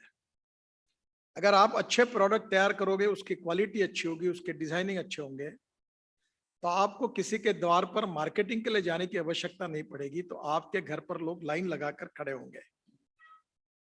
और इसलिए स्वाभाविक रूप से मुझे बहुत खुशी है कि आप लोग उसमें यशस्वी हुए हैं। प्रधानमंत्री जी ने हमारे सभी सांसदों को एक कार्यक्रम दिया था और वो कार्यक्रम था कि हमने कुछ गांवों को दत्तक लेना। तो मैंने भी अपने क्षेत्र में, नागपुर जिले में, एक पांचगांव करके गांव दत्तक लिया और वहां मैंने हॉस्पिटल बनाए, रोड बनाए, पीने की पानी की योजना बनाई, काफी बातें वहां की। पर उस गांव में मैंने एक उद्योग शुरू किया और वो उद्योग शुरू करते समय टेक्सटाइल मिनिस्ट्री के सहयोग से ये जो कपड़े की कतरन निकलती है रेडीमेड गारमेंट की, इसके आधार पर हमने एक छोटे छोटे उसके बैठने के लिए इन्हें गद्दी जैसे नरम है पर बहुत सुंदर कारपेट बनाते हैं। मैंने मंत्री जी को एक कारपेट दिया है और शायद सक्सेना जी को भी दिया है। तो वो कारपेट जब मैंने बहुत लोगों को दिखाया तो मैंने उनको बताया कि इसकी कीमत क्या होनी चाहिए। तो 6 बाय 4 के कारपेट की कीमत किसी ने मुझे 3000, किसी ने 5000 बताई। जब मैंने उनको बताया कि इसकी कीमत 400 रुपए है और जो उन्होंने मुझे दिया है और मैं उसको 100 रुपए मार्जिन लेकर कोऑपरेटिव स्टोर से बेचने के लिए बेचता हूं, तो 500 रुपए में है। वो इतनी अच्छी चीज थी जिसका आज मैंने अपने महिला दिन के उपलक्ष्य में वीडियो अपलोड किया है। आपको समय मिलेगा तो जरूर देख लीजिए। अभी उन्होंने 300 महिलाओं को ट्रेन किया है और सक्सेना जी यहाँ बैठे हैं और मैं अक्सर इस बात को कहता हूं कि हमको हर गांव में इन्हें दिल्ली मुंबई की बात नहीं कर रहा हूँ, गांव इन्हें देहात की बात कर रहा हूँ। हर गांव में हमने कम से कम 2 उद्योग खोलने चाहिए और वो इकोनॉमिकली वायबल होना चाहिए, तभी महात्मा गांधी जी का और दीनदयाल उपाध्याय जी का या डॉक्टर राम मनोहर लोहिया जी का सपना पूरा होगा। और वो इकोनॉमिकली वायबल तभी होंगे जब वहां के रॉ मटेरियल का उपयोग किया जाएगा। आज ही सुबह मैं पार्लियामेंट क्वेश्चन का ब्रीफिंग ले रहा था तो मैंने याद किया कि मैंने टीवी पर एक वीडियो देखा कि पुराने साड़ियों को काटकर उसने साइकिल पर एक मशीन लगाई थी और वो घुमा रहा था और उसकी उसने रस्सी बनाई थी और वो रस्सी बहुत सुंदर और बड़ी बनी थी। तो ये जो इनोवेशन है, innovation, entrepreneurship, science, technology, research, skilled and successful practices, we name it as a knowledge and conversion of knowledge into wealth is the future। तो आप सब लोग ये प्रयोग करते ही होंगे कि आप रिसर्च करते होंगे, प्रोडक्ट डिजाइनिंग करते होंगे। ये जो चलने वाली बात है ना, इस बार हो गया माल ले लो, अगले बार अच्छा बनाएंगे, वो जिंदगी में कभी सक्सेस नहीं हो सकता। कभी ना कभी आपको हर चीज को परफेक्ट ही बनाना पड़ेगा, तो ही आपको भविष्य अच्छा है। और इसलिए ये आपके प्रोडक्ट को अगर आप कैसे अच्छे बनाए और उसको मार्केट कैसे मिले, ये सबसे बड़ी आवश्यकता है। एमएसएमई की ओर से बहुत योजनाएं हैं। मैं एमएसएमई डिपार्टमेंट में काफी दिनों से हूँ। अब मैंने एक ही कलमी कार्यक्रम सेक्रेटरी साहब को बताया। वो कार्यक्रम है कि कोई योजना का शुरुआत से होकर 3 महीने के अंदर करो। तुमको कितनी कमेटियां बिठानी हो, कितने लोगों को जांचना हो, बताओ, और 3 महीने के अंदर रिजल्ट नहीं निकलेगा तो जिम्मेदार जो है उनको एक तो वीआरएस दो, नहीं तो उनको सर्विस से निकाल दो, नहीं तो टर्मिनेट कर दो, नहीं तो निकाल दो बाहर। आई don't have problem about any decision, पर डिले नहीं चलेगा। तो ये झटके मारने वाले जो अधिकारी हैं, आज आओ कल आओ परसों आओ, मैं इसका भुगतभोगी हूँ। और अब मैं जब भी समय मिलता है तो मैं क्या निर्णय करते कौन से करते इसमें नहीं जाऊंगा। 3 महीने के अंदर आर या पार। मेरे घर पे स्लोगन है, मैं जब महाराष्ट्र में मंत्री था तो शिवसेना के प्रमुख थे बाल ठाकरे, तो वो मुझे उन्होंने एक बार एक छोटा सा एक्रिलिक शीट पर एक वाक्य लिख कर दिया था, बोले नितिन इसको जिंदगी भर याद रखो। वो मैंने उसका प्रचार किया, I like people who can get the things done. मुझे समस्याओं में जाने में कोई मतलब नहीं है। I don't have time, I don't want to waste my time. Do it, say yes और नो, निर्णय करो, पेंडिंग नहीं करना चाहिए। और इसलिए ये जितनी स्कीम्स है इसके बारे में अभी लगा हूं। इस बार हमने 50 स्फूर्ति के सेंटर्स को इनॉग्रेशन किया, उसका लॉन्चिंग किया। अब मैं पूछ रहा हूं कि मुझे बताओ डिस्ट्रिक्ट लेवल पर कितनी एप्लीकेशन रिसीव हुई। स्टेट गवर्नमेंट में नहीं क्लियर होती तो 1 महीना डिले हो गया, डिम टू बी सैंक्शन करके आगे जाओ। ये एक एक के पीछे जो पानी भरना है, हमारे राजनीतिक भाषा में काम करने के लिए जो पानी भरना पड़ता है फुकट का, वो बंद करो। यही सबसे इंपॉर्टेंट है। शायद आप इतने जोर से तालियां बजा रही हो, इसका मतलब आपको भी बहुत पानी भरना पड़ा। तो ये आप अभी आप चिंता मत करना, आप डायरेक्ट मेरे पास आ जाना। मेरे डिक्शनरी में प्रोटोकॉल शब्द नहीं है, तो आप संकोच मत करना। कोई भी किसी से भी मैं मिलता हूं, इसलिए आप मेरे पास डायरेक्ट आ जाओ कि डिले लग गया, क्योंकि मैं पूरी ट्रांसपेरेंसी के साथ time bound, result oriented, corruption free और डिसीजन मेकिंग प्रोसेस फास्ट चाहता हूं। इतना मैं इस डिपार्टमेंट में समझाऊं।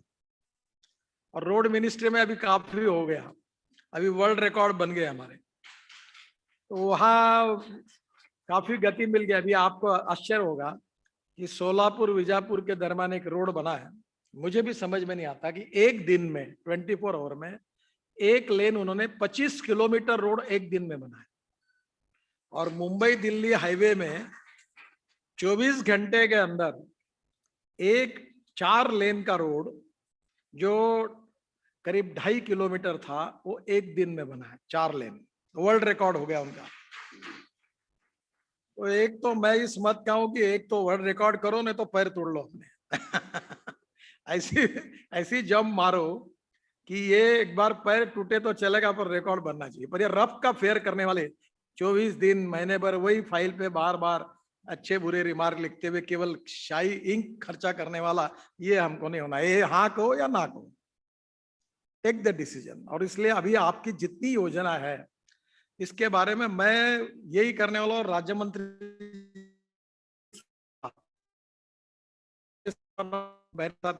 और बस डेट ही पूछो कि ये एप्लीकेशन में कौन से तारीख को एप्लीकेशन डिस्ट्रिक्ट लेवल पे रिसीव हुई और कौन से तारीख को सैंक्शन मिला। बीच वाला रामायण हमें सुनना नहीं है, बीच में क्या हुआ है हमको मालूम नहीं। आप इसका हमको रिपोर्ट बताओ। तो अभी ये हमने काफी गति दी है, नए सचिव महोदय ने इसकी तरफ ध्यान भी दिया है। और अभी 50 क्लस्टर्स की ये किया, और अभी मैंने उनको टारगेट किया है कि हमें 5000 क्लस्टर्स हिंदुस्तान में करने हैं।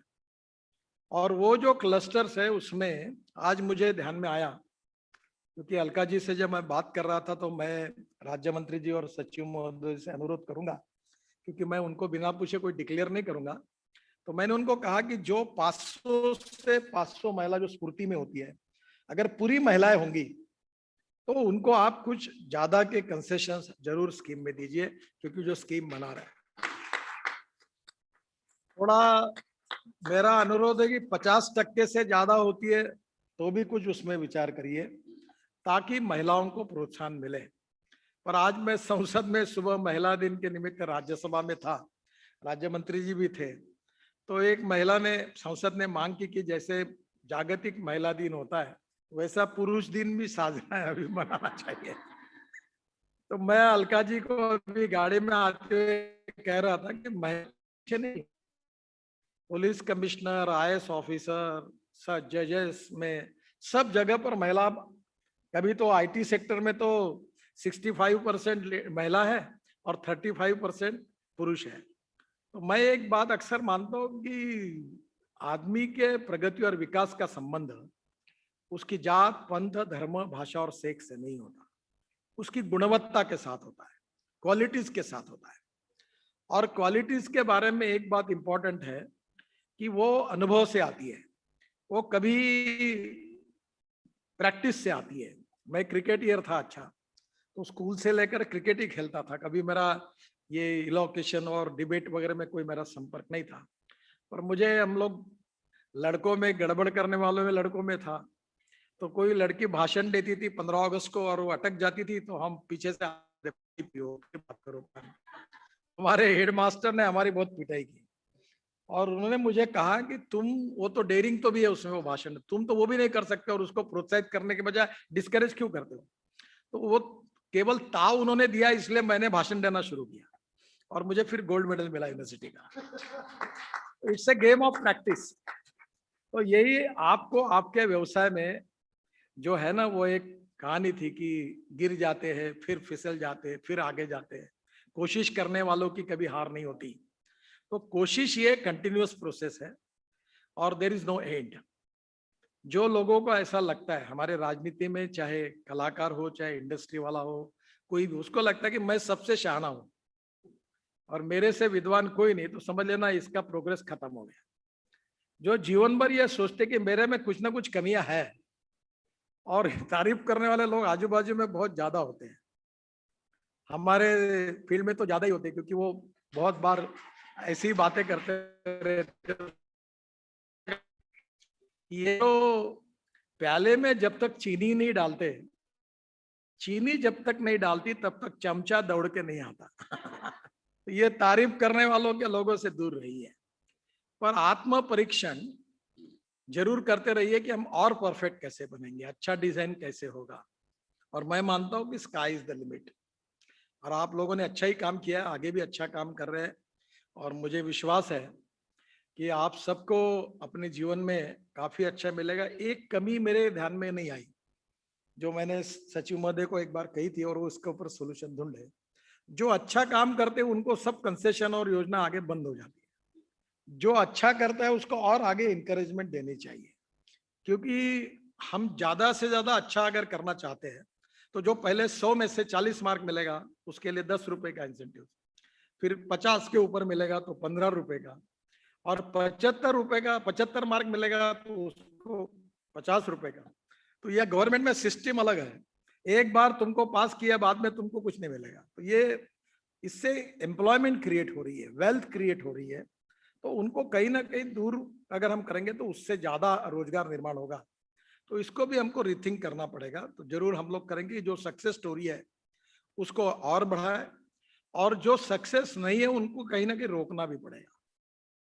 हमारे यहाँ सरकार में ऐसा जनरली होता है कि अच्छे काम करने वालों को कभी सम्मान नहीं मिलता और बुरे काम करने वालों को कभी सजा नहीं मिलती। तो ये ऐसा एंटरप्रेन्योरशिप में नहीं होना चाहिए। आपको और इंकरेजमेंट मिलनी चाहिए और प्रोत्साहन मिलना चाहिए, और निश्चित रूप से आप आगे और आइए। ये बहुत हमारे लिए अच्छा नहीं हुआ कि कोविड के कारण ये कार्यक्रम, पिछले बार जब मैंने कहा था अलका जी को, तो मैंने उनको कहा था कि भाई ये भी कार्यक्रम कैसे करना, तो जो महिला को अवार्ड देंगे उसकी 2 मिनट के ऊपर फिल्म बनाइए। हाँ, तो आज वो हो नहीं पाया। मैं आपको एक अच्छी बात बता दूं, सक्सेना जी बैठे, ये गोबर से पेंट बनाने का जो खादी ग्रामोद्योग ने काम शुरू किया, तो मैंने अपनी टीम को भेजा जयपुर, और उन्होंने जाके उसका पूरा शूटिंग किया, और मैंने वो फिल्म इस पर लोड कर दी। अब वो सोशल मीडिया पर और सब फेसबुक पर और सब जगह मिलने लगी, इतना कि वहां के लोग अब तंग आ गए। इतने लाखों इंक्वायरी आई, और वो अभी सब लोग बोल रहे कि भाई हमको डालना है, आप क्या, ये दे नहीं पा रहे उनको जानकारी है, इतना उसका हुआ। पेंट मांगने वाले आ गए। अभी मुझे फोन आता है कि ये प्राकृतिक पेंट कहाँ मिलेगा, कितना लीटर है, कहाँ से मिलेगा। तो मार्केट भी खड़ा हुआ है और सपोर्ट भी मिला। तो ये एक बार ये आपके प्रोडक्ट्स को भी हम लोग कोशिश कर रहे थे। आज ही सुबह मैंने कहा कि अलीबाबा का टर्नओवर भारत के इकोनॉमी के 6 गुना ज्यादा है, अलीबाबा पोर्टल। और अमेज़न का, सक्सेना जी, एक बाहर की कंपनी आकर हमारे एमएसएमई में 70,000 करोड़ का माल बेच रही है इंडिया का। और हमारे खादी ग्रामोद्योग और एमएसएमई का अभी तक पोर्टल ही नहीं खुला, क्योंकि हम लोग बहुत चिंतनशील लोग होने के कारण लोग बदलते आए, अध्ययन करते रहे, कमेटियां बिठाती रही। पहले वो कौन सा अपना गवर्नमेंट का नहीं, तुम्हारा है, हमारा पोर्टल अभी मैं जब से मंत्री चार्ज लिया तब से चिंता नहीं शुरू है उसके ऊपर, क्योंकि वो फाइनल नहीं हो पाया। फिर पहले जो थे उन्होंने कहा कि अपना जो गवर्नमेंट का पोर्टल है अपना जेम, तो जेम ने हमको आइडिया को जाम कर दिया।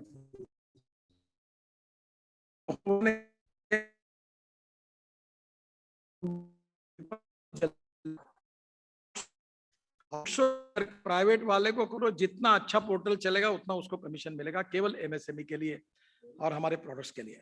और उसके साथ उसकी एजेंसी भी तय करो कि जो उसको डिलीवर करेगी, क्योंकि सरकार में दिक्कतें भी बहुत आती है, नियमों के भी कठिन होते हैं।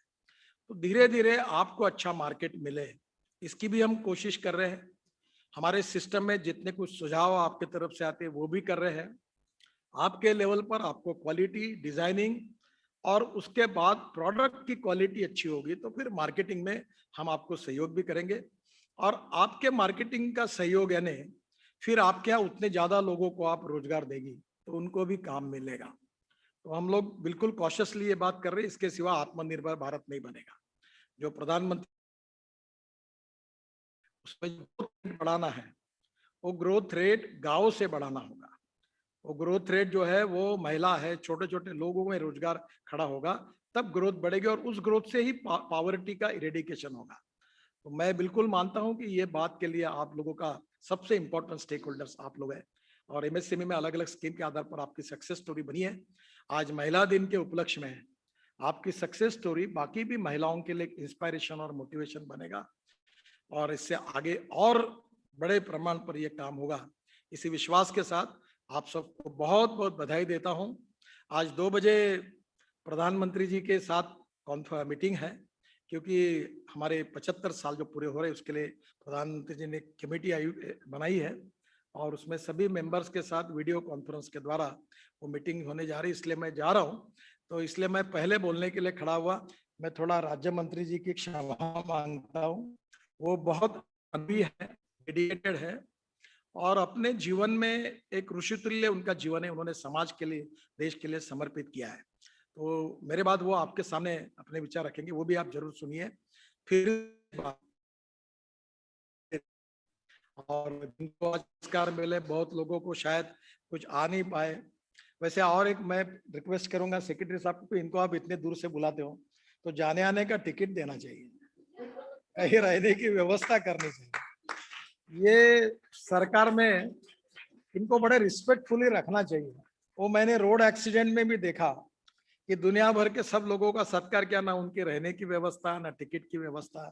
तो कम से कम ये अवार्ड देते समय वो भी आ रहे, तो इनको इनकरे अगले बार कोविड जाएगा तो अलका जी तब शायद रहेगी, तो जरूर इस अगले बार थोड़ा अच्छा कार्यक्रम करिए और इनको आने जाने की व्यवस्था जरूर करनी चाहिए, जिनको पुरस्कार मिले उनको, ताकि उनको रिस्पेक्टफुली बुलाना, उनका सत्कार करना, ये और अच्छा होगा। इस बार कोई तकलीफ होगी तो हमें माफ करिए, पर कोविड के कारण कुछ मर्यादाएं थी। आज समय पर जगह भी बदल गई, वो भी मुझे बड़ा आश्चर्य लगा कि दी हुई जगह पर समय पे बदल दिया। उसका भी जरा मुझे आप अलका जी, ये जगह क्यों बदली, मुझे आप उसका डिटेल नोट दीजिए, क्योंकि ऐसे समय पर कोई बदलना बराबर नहीं है। मैं इसकी तकरार उचित जगह पर जरूर करूंगा। आपको तकलीफ हुई इसलिए आपकी क्षमा मांगता हूं। आपको बहुत बहुत बधाई, धन्यवाद, नमस्कार।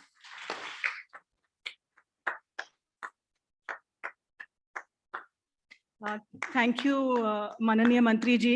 देखिए, हम ऐसे ही नहीं कहते कि ये हमारे बहुत अति प्रिय मंत्री हैं, क्योंकि हमेशा अपने दिल की बात करते हैं। तो a big round of applause for our मंत्री जी। Thank you very much sir.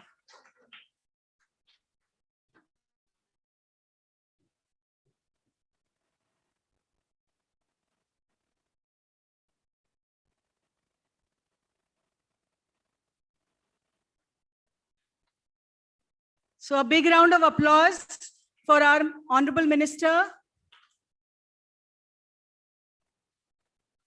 I'm going to request all our women delegates to please be seated.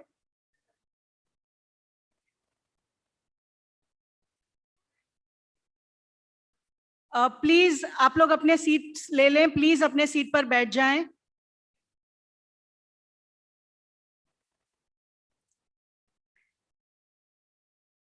May I now request our Honorable Minister of State, Shri Pratap Chandra Sarangi ji, to please come on the dais and share a few words. May I please request all our delegates to please be seated? Thank you. Sir.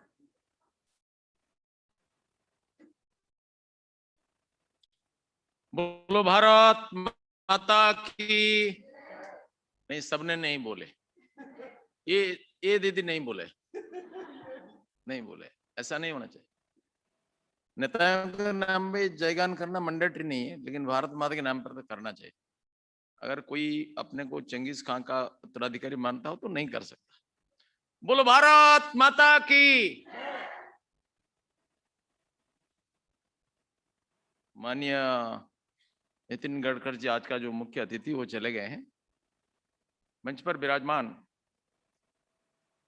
हमारे सचिव B स्वाई जी, DK Singh ji जो DC MSME, और BK Saxena ji वो भी चले गए हैं, और बाकी जो मंच पर विराजमान अतिथिगण, मेरा नाम सबको याद नहीं है, और मेरे सामने बैठे हुए सारा महिला उद्योगी गण और निमंत्रित सज्जन वृंद, गणमाध्यम के प्रतिनिधि, मैं सबको अभिनंदन ज्ञापन करता हूं। विशेषतः इस कार्यक्रम में मैं कुछ उद्बुद्ध करने का दुस्साहस नहीं करूंगा, मैं स्वयं उद्बुद्ध हो गया हूं, मुझे प्रेरणा मिलती है। और मैं भी महिला सशक्तिकरण करने को तैयार नहीं हूं, क्योंकि मैं उनसे ही शक्ति प्राप्त करता हूं। मैं जानता हूं ये खुद शक्तिमयी है। हमारे देश में, हमारे परंपरा में, हमारे संस्कृति में माताओं को शक्ति का अधिष्ठान माना जाता है, नारी को शक्ति का प्रतीक मानते हैं। जगतजननी दुर्गा भी शक्तिमयी है, और परमात्मा की कैबिनेट में 3 पावरफुल मिनिस्ट्री माताओं को जाती है। एक है फिनेंस मिनिस्ट्री, वो वित्त मंत्री है देवी लक्ष्मी, कोई देवता को नहीं मिला है। और एजुकेशन मिनिस्ट्री ये देवी सरस्वती को मिला है, और डिफेंस मिनिस्ट्री देवी जगदम्बा दुर्गा को ही मिला है। इसलिए माताओं का सम्मान हमारे देश में एक पुरानी परंपरा है। जब कोई समानता की बात करते हैं, मैं भी इसको एक छोटा आदर्श मानता हूं। ये पश्चिम में ठीक है, क्योंकि उधर तो महिलाओं को वोट का अधिकार तक नहीं मिला था। हमारे देश में तो कोई, विश्व का सबसे पहला महिला एडवोकेट भारत में, उड़ीसा में, सुधांशु वाला। तब विश्व में किसी देश में महिलाओं को एडवोकेसी के लिए परमिशन नहीं था।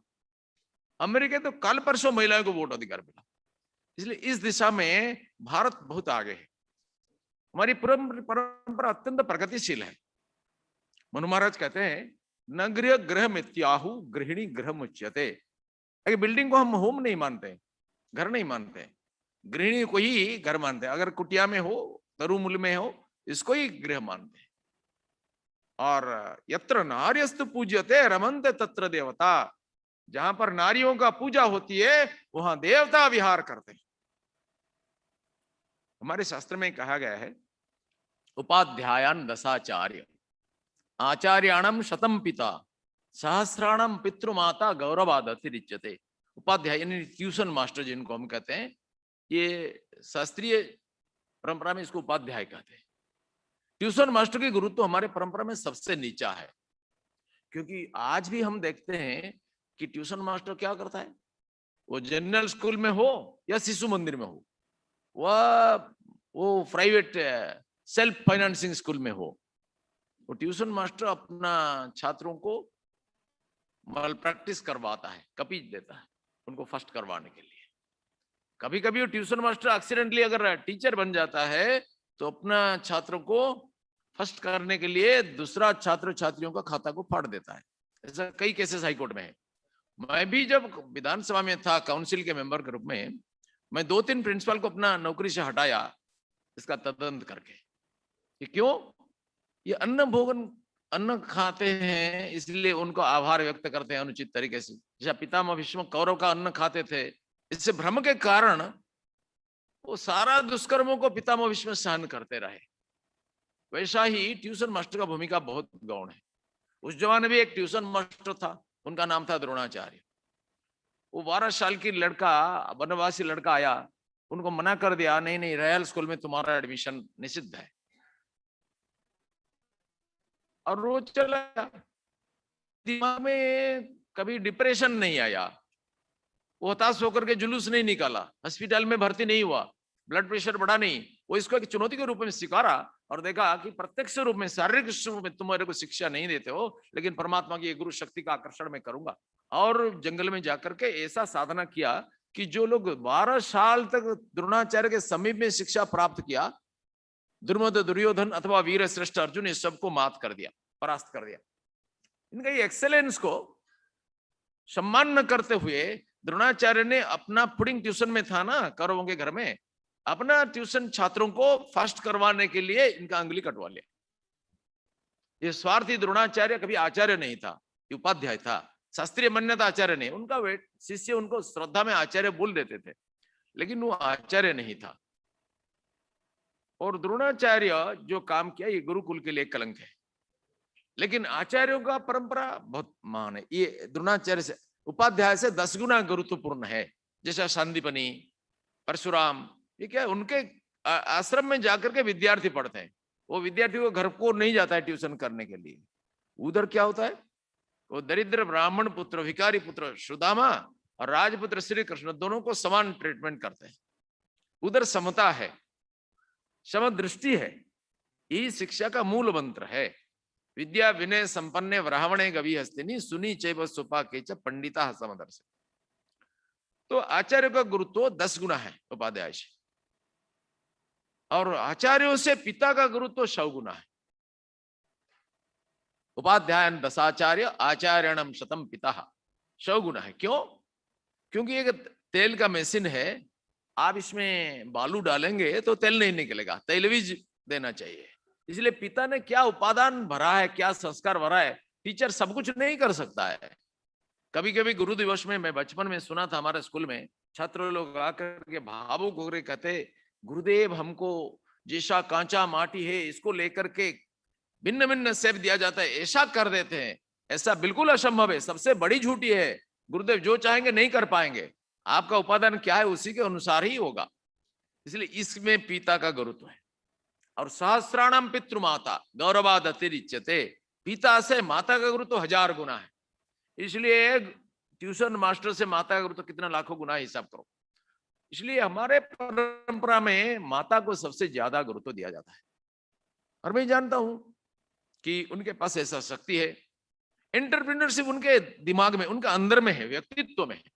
घर में जो करते हैं, रसोई करते हैं, आर्ट करते हैं, देवी देवता की पूजा के लिए सब व्यवस्था करते हैं, और घर का फाइनेंस भी संभालते हैं।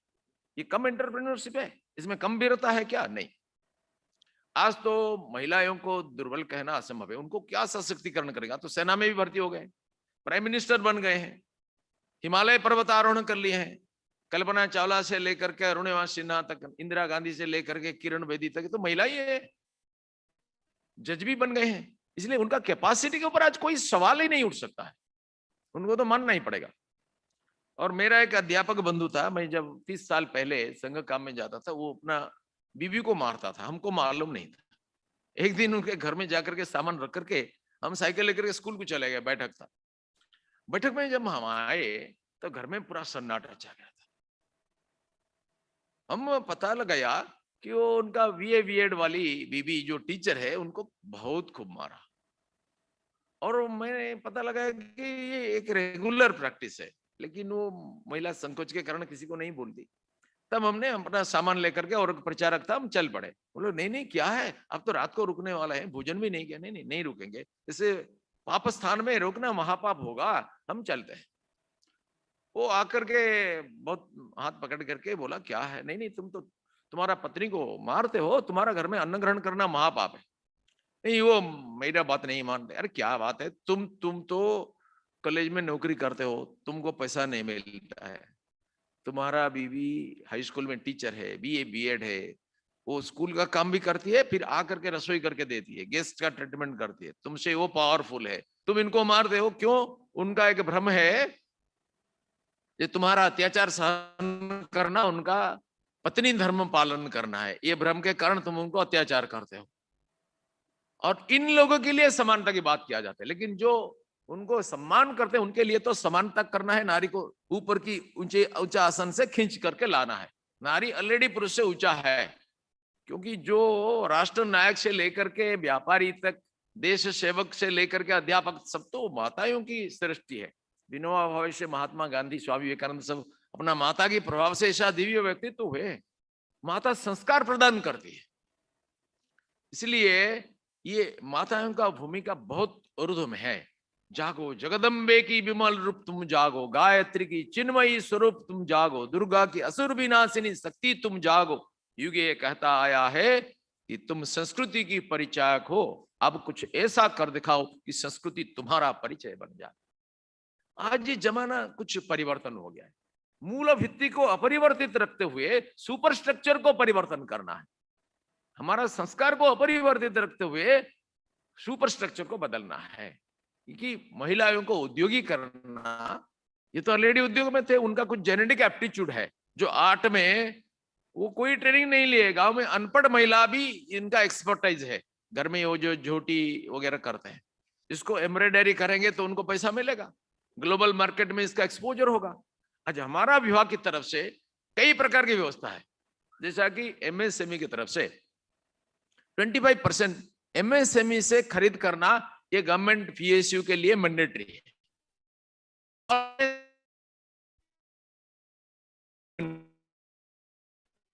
महिला उद्योग के लिए एंटरप्रेन्योरशिप डेवलपमेंट सेल है जो आपको मदद करता है। और इन सब का लाभ आम महिलाओं को कैसे मिलेगा? जो आप जानकारी है जिनको, वो बाकी लोगों को एडुकेट करना है, हैंड होल्डिंग सपोर्ट देना है, ये काम आपको करना है। आपका काम सिर्फ एंटरप्रेन्योरशिप में, एडुकेटिव, एकेडमिक भी आपका रोल होगा। समाज में एक जागरूकता पैदा करना चाहिए कि हम किसी से कम नहीं है। लगभग साल पहले, 30 साल पहले मैं एक बस में जाता था संबलपुर, लगभग 700-800 किलोमीटर, कोई संगठन का काम था। वो बस में एक आदमी सिगरेट टान, मैंने बोला देखो भाई, तुम मेरे पास बैठ करके सिगरेट टाना ठीक नहीं है, ये मुझे स्मोक एलर्जी है। कुछ नहीं बोला। मैंने बोला क्यों नहीं बोलते हो? उन्होंने बोला देखो, अगर आपको सिगरेट में कोई एलर्जी है तो आप प्राइवेट कार में जाइए। नहीं नहीं, आपको जैसा कुअभ्यास है इसके कारण आपको प्राइवेट कार में जाना चाहिए। तर्क हुआ, वो बहुत झगड़ा हो गया। वो महिला मेरा पीछे जो बैठी थी वो आ गया, आपको चप्पल मार करके मैं भगा दूंगी, ये सज्जन आपको बोल रहे हैं, आपको सुनाई नहीं देता है, आप समझते हैं हम चुप रहे हैं इसके लिए आपको सहन करते हैं? नहीं, हम भी सफोकेटेड फील करते हैं, गेट आउट। तो बस रुक गया, कंडक्टर आया, फिर उनको, ये महिला की पावर है, ये शक्ति है। स्वामी विवेकानंद बोलते थे जो 5 आदमी जिसको नहीं कर सकते, 50 आदमी जिसको नहीं कर पाएंगे, 5 महिला इसको कर पाएंगे। ये शक्ति है। आपको अपना शक्ति का अगर असेसमेंट नहीं होगा तो कुछ नहीं कर। हनुमान जी ने उनको जब लंका भेजा गया, वो जाकर के समुद्र किनारे में खड़ा होकर के सोचने लगे क्या मैं समुद्र लंघन कर सकता हूं? मुझे तो विश्वास नहीं होता है। तो जाम्बवान आकर के उनका अपना पूर्व शक्ति का स्मरण करवाया। देखो बचपन में तुमने क्या क्या नहीं किया, ऋषियों का जटा को उखाड़ा और पहाड़ पर्वत को लेकर के फुटबॉल की तरफ तुमने खेलने लगा और सूर्यदेव को ला करके मुंह में भर्ती कर दिया, और तुम्हारा पराक्रम असीम है, अपरिसीम है, अपरिमित है हनुमान। तो धीरे धीरे उनका ताकत जगने लगा और इतना विशाल शरीर धारण कर लिया। उसको देख करके भक्त के भी गदगद होकर के बोले अतुलित बलधामम स्वर्ण शैलाभदेहम धनुजवन कृशानम ज्ञानी नाम अग्रगण्यम सकल गुण निधानम वानराणाम अधीशम रघुपति प्रिय भक्तम वात जातम नमामि। हनुमान तब बोलने लगे बताओ जाम्बवान क्या करना है? क्या पृथ्वी को लेकर के फेंक देना है? अंतरिक्ष में प्रलय मचाना है? नहीं नहीं, ऐसा कुछ नहीं करना है, तुमको सीता माता का संधान करके आना है। इसलिए अपना शक्ति को आकलन करना कभी कभी हमको असंभव लगता है, हम अपने को अंडरएस्टिमेट करते हैं। Self trust is the secret of success. We can do tremendous things. आज हम प्रारंभ करते हैं, हमारा शक्ति सीमित लगता है, लेकिन स्काई इज द लिमिट, हमारा शक्ति अपरिसीम है। सारा मनोवैज्ञानिक अनुसंधान से यही निकलता है कि हम असीम शक्ति के अधिकारी है। स्वामी विवेकानंद भी कहते थे sinners it is a sin to claim and so it is a stunning level in human nature come up o lions and suck up the delusion that you are sheep, you are all lioness. ऐसा energy आपके अंदर में पैदा होना चाहिए, पैदा नहीं, ये अंदर में है, इसको जागरण करना चाहिए। जैसा बीज का अंकुरोद्गम है, ऐसा शक्ति का जागरण ये आज हमारे लिए बहुत बड़ी चुनौती है। और इसमें जो रुकावट आएगा, इसको दूर करने के लिए हमारा सरकार भी प्रस्तुत है, लेकिन केवल सरकार निर्भरता से कम नहीं चलेगा। माननीय मंत्री जी भी बहुत प्रोग्रेसिव और प्रोएक्टिव है और प्रो पीपल है। उन्होंने जो बोला, ये शीघ्र काम में परिवर्तन जो मुंह से आ जाता है, इसको सरकार के नीति में रूपांतरित करने का हिम्मत उनका है। इसलिए ये सब तो हो जाएगा, लेकिन फिर भी you can take a horse to the water but you can not make it drink. आपको भी बहुत आगे आना पड़ेगा और आपको एक समूह गठन करना पड़ेगा। आज एफपीओ, क्लस्टर, ये सब का जमाना है। एसएचजी, ये सबको एम्पावर करना है। एम्पावर कब तक किया जाएगा? रामकृष्ण परमहंस कहते थे, जब कोई पौधा लगाते हैं तो बकरी खा जाएगा, गाय खा जाएगा, इसलिए उनको चारों तरफ फेंसिंग करना पड़ता है। लेकिन ये बड़ा हो जाता है, उसको कोई फेंसिंग नहीं करता है, तब उनको पागल कहा जाएगा। ये हाथी को भी रोक देता है, रस्सी में हाथी को बांधो, ये उनको संभाल लेता है। इसलिए आपको भी एक सीमा तक। मुझे कभी 25 साल पहले एक बालिका दुर्गा वाहिनी के वर्ग में उठकर पूछी कि हमको लफंगा जो लड़का है हमको कमेंट्स करते हैं, कभी कभी आक्रमण करते हैं, हमको प्रोटेक्शन क्या है संगठन की तरफ से? मैंने बोला क्या है? देवी दुर्गा जगत की प्रोटेक्शन के लिए अवतरित हुए हैं। दुर्गा वाहिनी के लड़की पूछेगा हमको क्या प्रोटेक्शन है? तुम तो समाज को प्रोटेक्ट करने के लिए दुर्गा वाहिनी के अंतर्गत आए हो, तुमको मार्शल आर्ट सीखना है, तुम्हारा ट्रेनिंग में यह है। अगर ऐसा लफंगा टोका करते हो तो तुमको मार करके भगा देना चाहिए। बोले हम हाँ जरूर, इसलिए तो दुर्गा वाहिनी है। और उसके 15 दिन के बाद मेरे को फोन किया, आओ आज हम कार्यालय में कुछ जलपान की व्यवस्था की। क्यों? 2 ऐसा लड़का को मार करके फ्लैट कर दिया और काट जोड़ के नदी के किनारे में। इसलिए हर स्वामी विवेकानंद भी 100 साल पहले बोले थे कि देखो बालिकाओं को मार्शल आर्ट सिखाना है। आज सरकार भी इसकी प्रबंधन करते हैं। इसलिए हर दिशा में एक्सपर्टाइज अर्जन करना। एंटरप्रेन्योरशिप में भी सर दिशा में एक सामान्य सूत्र है। उस सूत्र क्या है? श्रद्धा। ये विद्याध्ययन में हो, एंटरप्रेन्योरशिप में हो, समाज सेवा में हो, श्रद्धा है कि कारण ही सफलता मिलती है।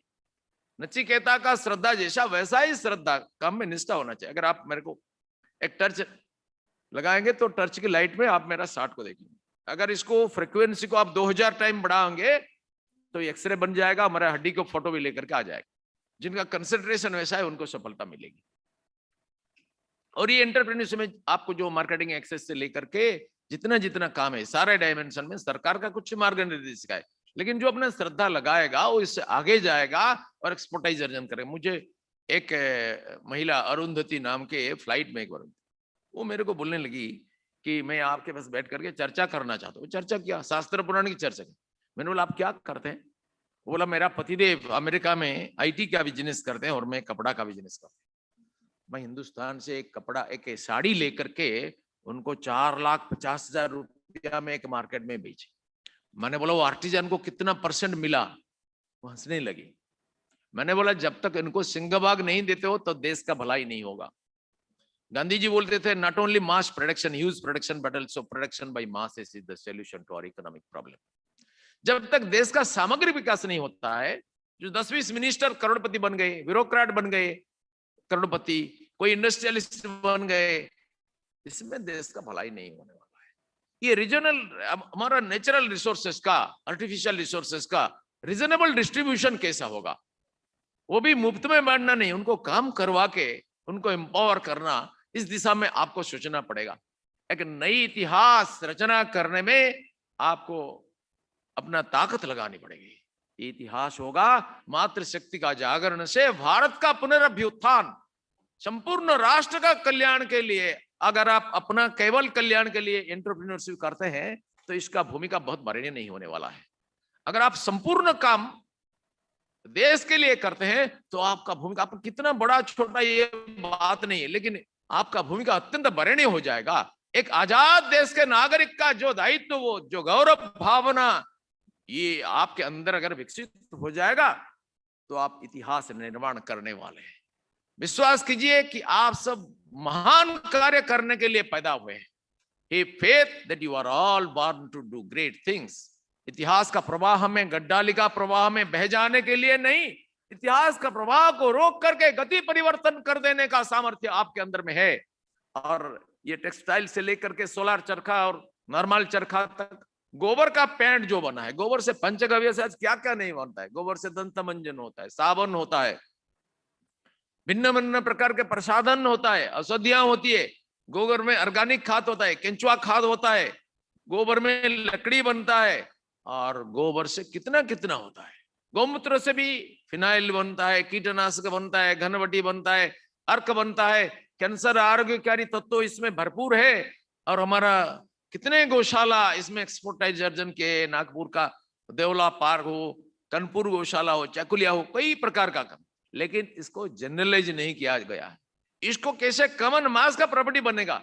ये जो पेंट बनता है ये आधा कीमत में मिलता है, लेकिन गुणवत्ता से किसी से कम नहीं है, ऑर्गेनिक होने के कारण बाकी पेंट से ये सर्वोत्कृष्ट है। इसको पॉपुलराइज करना, गांव गांव में महिला उद्योगी इसको करना। एक एक प्लांट का कीमत 15 लाख से कम है, अब इसको करवा सकते हैं। महिला उद्योगियों को प्रशिक्षित करके ऐसा लाखों ग्रामोद्योगों का विकास करना आज हमारे सामने एक चुनौती है। और भारत को आत्मनिर्भर बनाने के लिए हमारे माननीय प्रधानमंत्री जो आह्वान दिया है, इसका जवाब तो कुछ मात्रा में मिला है, लेकिन इसको एक क्रांति में परिवर्तन करना और गांव गांव में इसको घर घर में करना, ये बहुत जरूरी है।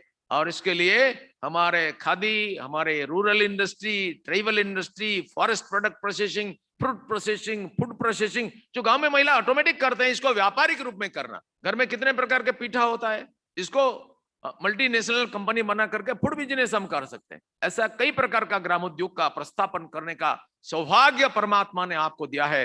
मुझे पूरा विश्वास है कि आप इसके द्वारा भारत का आर्थिक कायाकल्प न केवल करेंगे, भारत को विश्व का एक सर्वश्रेष्ठ महाशक्ति के रूप में आविर्भूत करने के लिए ये शक्ति का स्रोत हमारे माँ बहनों ने आज इतिहास रचना करने के लिए आ गए हैं।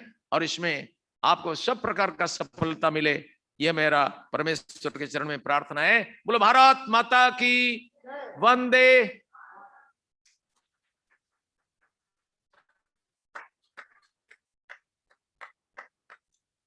Thank you, Mananiya Matri ji. That was a very, very powerful, power-packed speech. Thank you very much. May I now request Srimati Alka Arora to say vote of mercy, ma'am.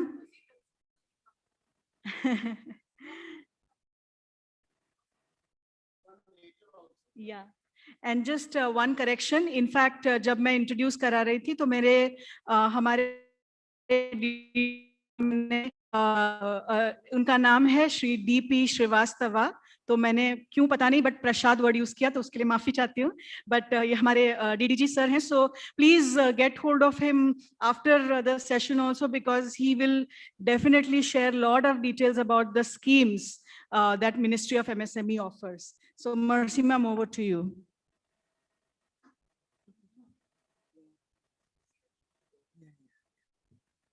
Honorable Chief Guest has left, and our special guest, Honorable Minister of States, thank you very much for coming and gracing this occasion. It has been a wonderful day. We have been so inspired and motivated to listen to these wonderful success stories by our women. And you are a trailblazer, and we look forward to many, many more success stories that will come out from our great country, India. And thank you, our Secretary Sir, DC Sir, FA Sir, and all the visitors who are joining us online as well. Thank you very much. Lunch is ready, so please come and join, and we will have a technical session in the next session.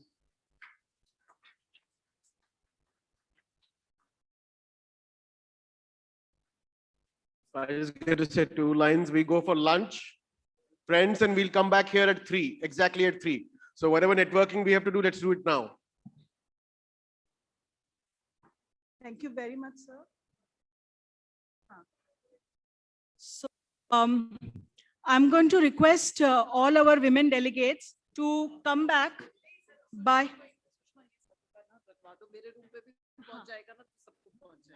हाँ जी sir, यही छोड़ दीजिए, मैं पहुंचा दूंगी sir, सब पहुंच जाएंगे sir. Thank you so much. So I request everybody to please come back by 2:40 so that we can continue with our session, and then we have a technical session at 3. So please come back by 2:40.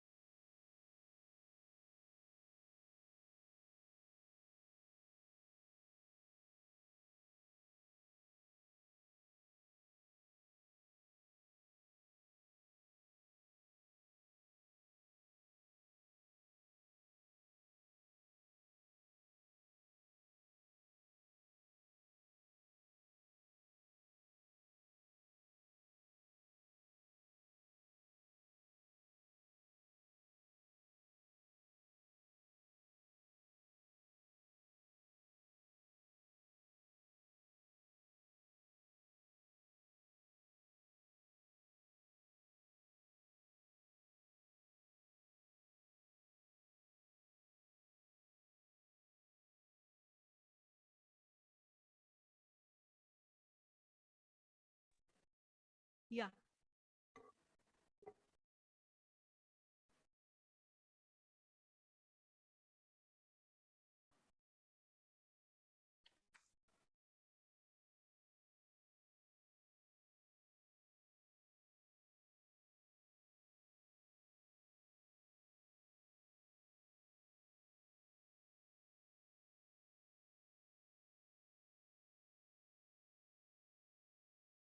Seema, can we please have you on stage?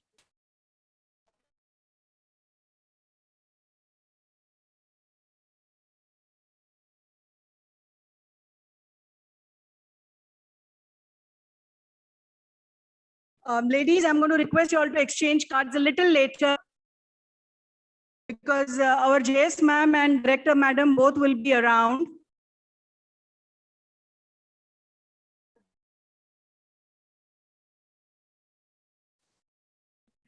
So welcome back, everyone.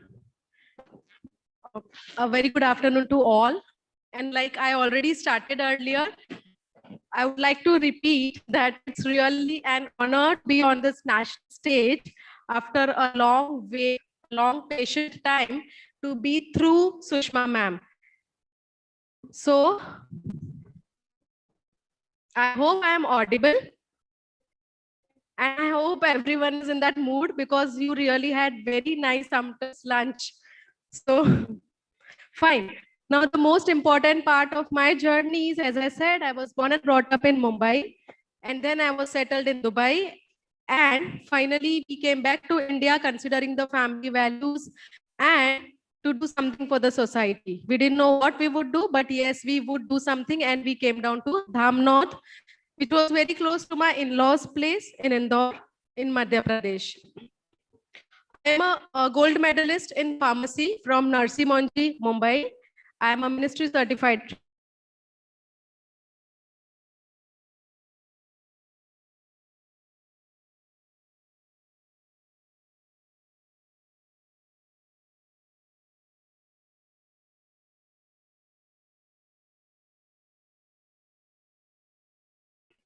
These weavers were highly surprised to know that they could sell from WhatsApp also.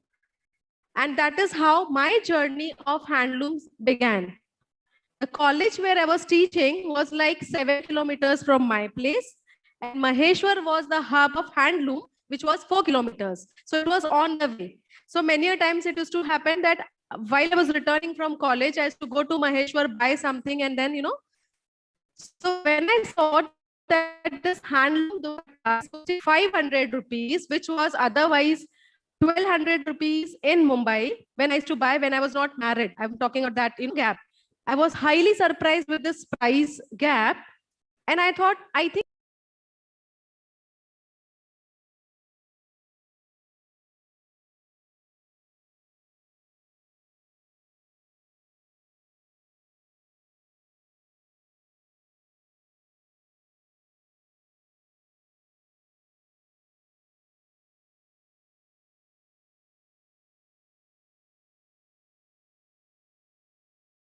invested 50,000 each, and we participated in that exhibition.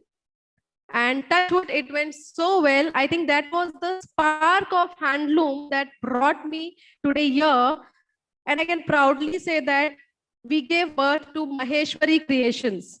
So many people confuse that my surname is Maheshwari, so they feel I'm a Marwari. That is how they introduce me in their webinars. And then I have to tell them, no, I have been genuine enough to give the brand the name of Maheshwar because it's a Maheshwari fabric. So I've given the name Maheshwari Creations. Now I would relate this point to Gadkari ji's honorable मंत्री जी के जो बात थी उनकी कि आप honest रहिए, be honest, be persistent, be patient. I think I have been following those 3 steps. One, as I said, I was patient enough to wait. एक दिन सुषमा मैम के प्लेटफॉर्म पे मुझे ऑनर किया जाएगा. So that was, I was patient. So I'm very glad today that it has given fruits. Second thing is I was consistent.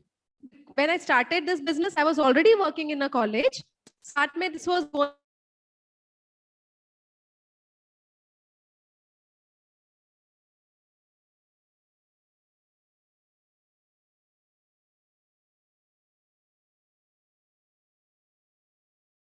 And today, I'm the proud owner of 407 weavers.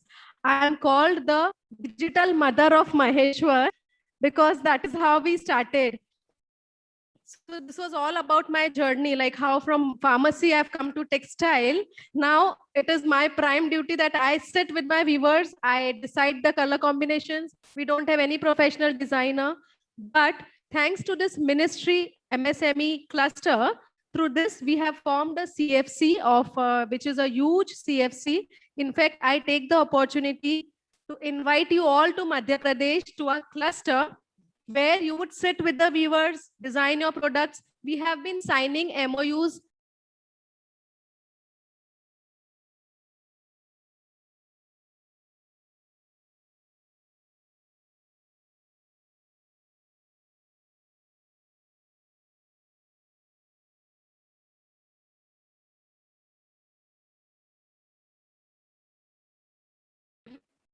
It will be kept very, very personal. It won't go out. The designs would never be out.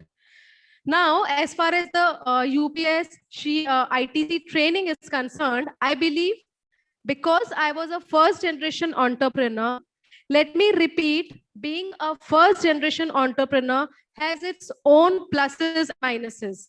So you learn everything with trial. You fail, you again get up. This is how it happens because we don't come from a business background. Digital transformation session was like brainstorming session for me. It was like after 3-4 years of business, when you get something like this, which is like Aladdin ka chirag, you start working on it immediately. So I made it my lifestyle habit. Morning में brush नहीं करना है जब तक Instagram पे एक post नहीं डाल दिया. I actually started following. Any one of you can check it. Every day at night at 11:30 to 12, my staff will message, ma'am, post. Facebook post, Instagram post, LinkedIn post. So ma'am, I would bow and thank you for this because this digital platform has given me so many more connections. And this has happened totally because of that training, ma'am, seriously. And I started doing it on a regular basis. I believe everyone of all of us should make it a habit. The only message that I want to convey today on International Women's Day is that we all should become a brand. You know, you've seen people talking about brand, Prada, Gucci, you know, why don't you become a brand? Your name itself should be a brand. Be a personal brand. That is how I have created my brand. We have to be really consistent in understanding the concept that we ourselves have to stick to our principles, stick to the quality that we maintain, and we are definitely going to be a brand. See, Maheshwari Creations comes second. People know Seema Mishra. Kasrawat Art Cluster, my cluster which has 407 weavers, come next. People know Seema Mishra. So I think I have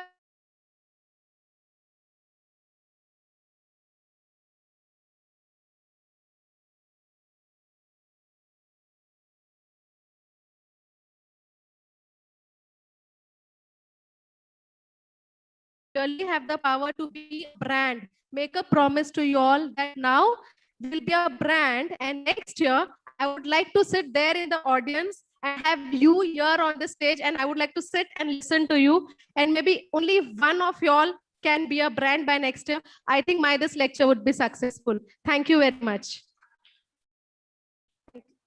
Thank you very much, ma'am.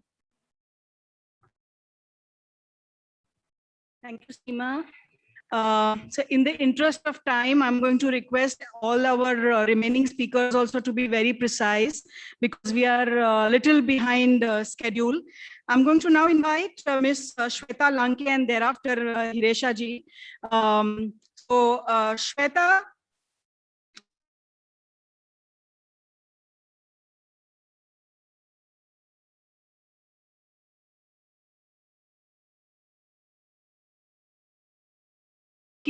From Cherrapunji, and I think we should hear more from her own rather than me explaining about Shweta. Over to you.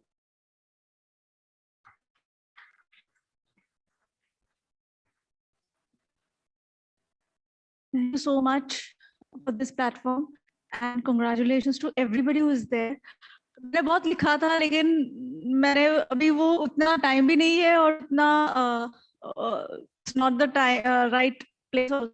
We can discuss later, The thing is, जब मैंने शुरू किया था, तो loan लेने के लिए it was a big problem when I started my brand.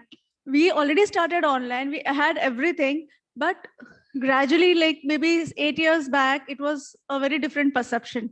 From there, now gradually I have moved to Northeast, where we adopt school dropout girls and design textile and fashion courses for them so that they become sustainable with livelihoods into the primary sector of Northeast. After agriculture, handloom sector is a primary sector. So that is how we are working with those girls. And we are really glad that Meghalaya has given us an opportunity to train 300 girls to form a cluster. So Meghalaya is very prominent in Eri silk, in Muga silk, red Eri. So gradually we are seeing Meghalaya having their own patents in natural yarns. So that is what we are targeting as a trainer. And also we are looking forward for social entrepreneurs who can give hand-holding to these clusters, to these girls, so that after skilling, they just don't sit at home and wonder what to do with the skill. Thank you so much.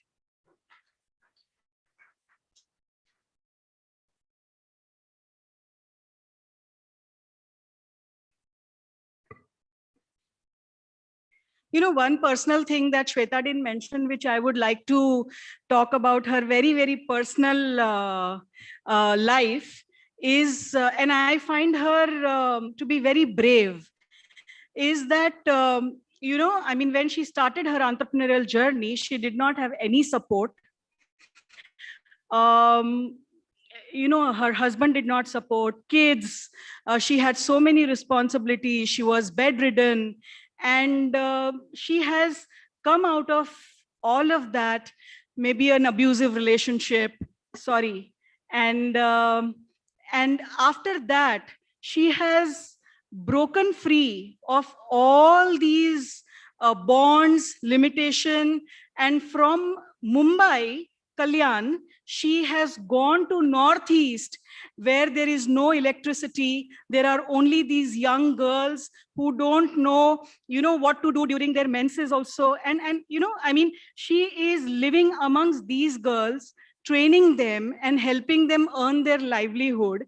And for a year, she had not seen her kids. They were not bothered then. But I just recently saw her posts with her sons who have come back to her, and they are very proud of their mother, and then they're now grown up to understand what the mother's doing. So, you know, this is something where as women, we inhibit and limit ourselves. You know, you need to push yourself to you know, from away from these bonds and give yourself wings to fly. So that's about Shweta. Hiresha ji, over to you. Please come.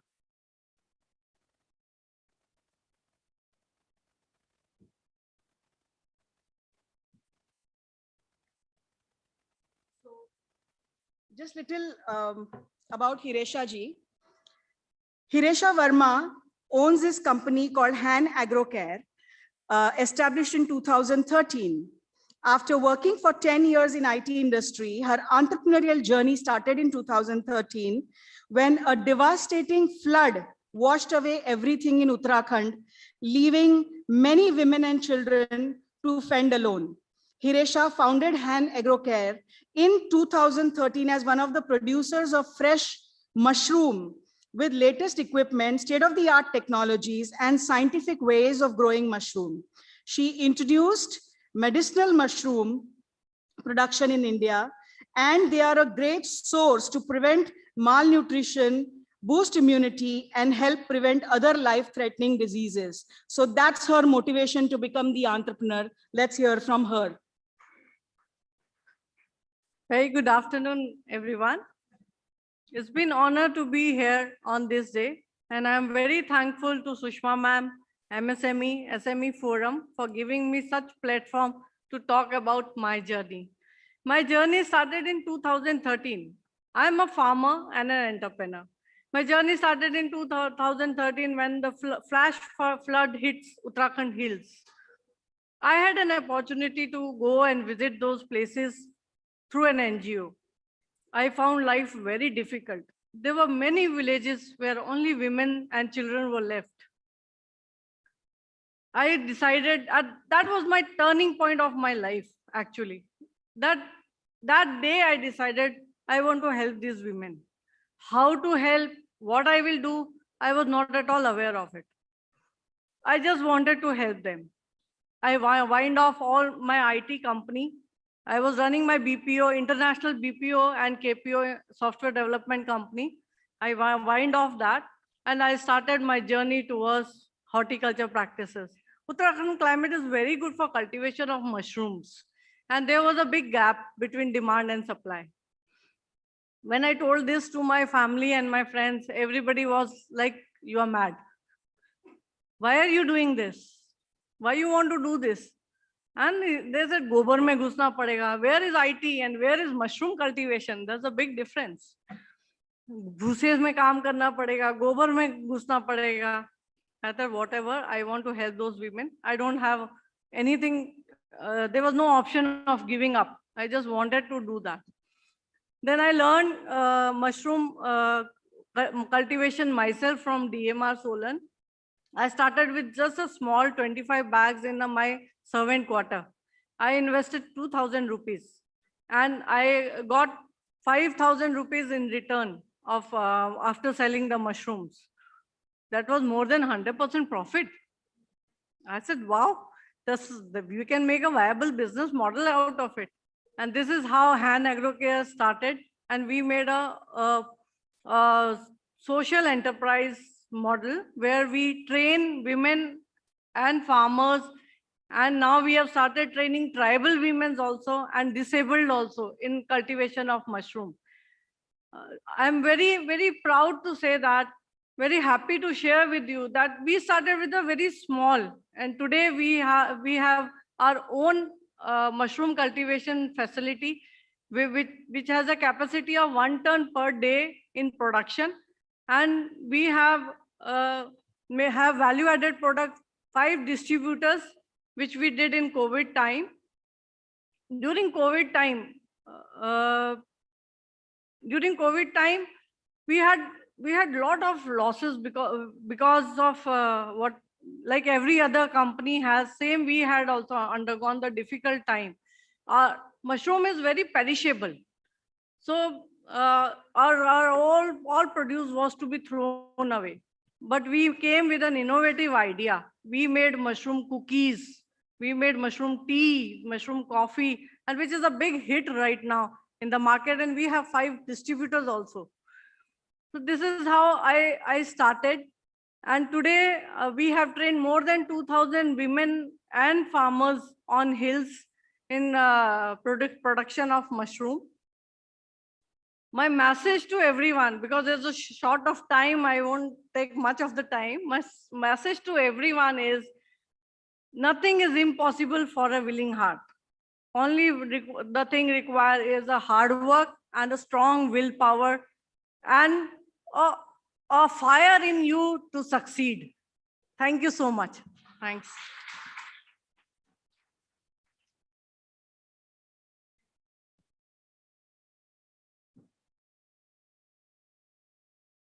May I now invite Mrs. Madhumita Sarkar. She is an interior architecture and design professional. She started her firm 18 years back called Shubhakriti.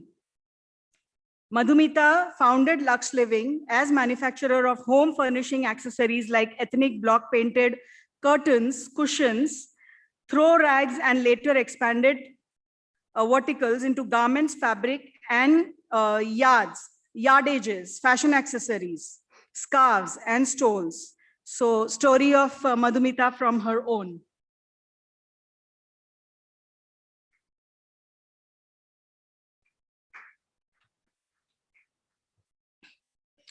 Good afternoon, ladies, and a couple of gentlemen who are here. I am sure we are in that time of the afternoon where post-lunch everybody is a little off energy. But here I am. So each and every one of you ladies present here, a very happy International Women's Day. We all deserve it. And since you're here, you deserve it more. You're already a hero. So I am Madhumita Sarkar Guha and I am from Kolkata. And this is my story, but with a disclaimer that I have been a serial entrepreneur. Like ma'am said, I started off 18 years ago as an interior architectural designer. But then somewhere down the line, I realized opportunities and innovated and came about another business venture. So I've been doing this. So probably there are going to be other chapters. It's pretty early in my own story, but here we go. So I was born in Kolkata and I was raised all over India. So I kind of grew rootless because didn't tie up into one place and didn't imbibe just one thing. I imbibed all of India in myself. This helped me think out of the box. That out of the box or an innovation or an improvisation, as I call it, is a very good essence for any entrepreneur. We entrepreneurs, as ladies will agree with me here, we are always improvising, be it in the household, be it in our daily life, be it in our business. So early on, I realized that this was, apart from the creative bent of mind that I have, has resulted in me taking up a design course post my graduation in science. And from there, I started my interior architectural business 18 years ago, which at that time was very new in Eastern India. We were providing total interior solutions as a package as turnkey operators. While doing this, 10 years down the line of doing this, I realized there was a huge lacuna of hand-woven or textiles for the home, which needed to come from the looms that Bengal already had. Now, Bengal has got a very rich culture of hand-woven textiles and hand-embellished products, but it was not doing enough in the same industry. So that encouraged me to go into hand-woven textiles industry as a home furnishings, as well as making other offerings to not just domestic clients, but international clients. So one fine day, I wanted to be an exporter. And as it is, as somebody else just said before me, everybody thought I was mad, especially my mother, where she said, you're already an entrepreneur, you're already successful, you're doing everything that can be done. Why do you want to go into exporting? And it was like dream of earning in foreign currency that led me to it, or visiting foreign lands, or maybe interacting with other people from other parts of the world. That is what encouraged me. So there I was, becoming an exporter. It was a roller coaster of a ride. Luke's Living was a tough uphill climb. It still is, but here we take one day at a time, wherein some days it could be utter despair and some days it could be total ecstasy without any bounds. So please do not lose the kind of courage or the spirit that you might have in yourself for the enterprise that you have started. If you have started it, stay at it. No point giving up, no point in getting discouraged. Just believe in yourself. As I said, we will have to believe in the sisterhood of us. We need to network. We women are powerful. We need to realize our potential. So all for one, one for all. Prepare, plan, and pounce. We will be able to do it. Thank you.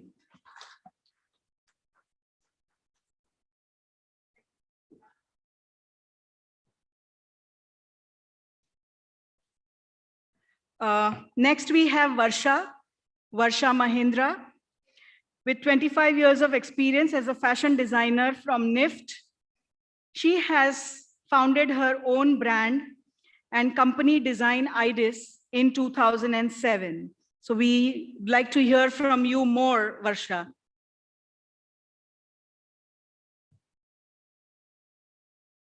Good afternoon, everyone. I'm so happy and glad to be here. Thank you, Sushma ma'am and India SME Forum for giving me this opportunity. I'm really delighted and I can't express in words how happy I am to be here. And actually I prepared a cute little speech, but I think we are like running short of time. So I would just like to say a few things, few takeaways of my journey and what I actually do. I'm a designer by profession and a management graduate. And from the start, I was drawn towards handloom and handwoven stuff and hand embroideries. That is what attracted me a lot. And when I got into fashion thinking that I'll do something very creative because I loved, creating designs. And then when I got into it, I realized it's a very superficial world, and somehow I couldn't relate to it. And parallelly, I was working with the artisans at the ground level and working with the weavers, especially in Telangana region with Ikat weavers and with artisans like the Lambada women who do beautiful embroideries, but they're never in limelight. I mean, they're always known for wrong reasons, but not for the creativity that they have in them. And that's what I wanted to bring out. And most of my creations, most of my brands are all focused on handlooms, because of my love of handlooms. And I work with these artisans because these women are so grounded, so humble. They create such beautiful stuff, but because they're not educated, they're not able to express themselves. And I really believe that I could show the world what they can do and how we can contemporize the traditional embroideries and make it more wearable. And that's the reason why I've been representing them in forums across India, as well as I participated in some trade shows in New York as well. And that's when I realized that, being in India, we don't value what we're doing. We don't value our artisans. We don't value right now, like few years back, we started kind of actually talking about it. But like, if you look back like 5-10 years back, people never used to talk about what the artisans do and why is it so special and what is so special about it. Now everybody's aware and people are talking about it. But when I started off like 10 to 12 years back, there was nothing in the market. I mean, they were actually, there was no one to talk about them. Like, there were very few designers who were actually working with them at the ground level. And now we have a lot of people working, and I'm happy about that. And yeah, so they are the ones who keep me grounded and make me feel very happy. And I actually will talk a little bit about my journey. I have 3 brands, and one of them is Just Blouses by Varsha Mahendra, where I cater to blouses. I design blouses, custom made as well as ready made. And I try to do, most of my stuff is handloom. Like I said, my love for handlooms. And I work with the weavers across India, and I have a brand called Craft for Life, which is very special to my heart. And I still have a big dream ahead of me, which I want to achieve and make it really big in this field. And it's been a difficult journey for me because of the ups and downs that I've faced personally as well as professionally. But they are the ones, my teammates, my artisans, my weavers, they are the ones who've stayed with me, and they've been with me for 10 to 12 years. And over the years, we've achieved great heights.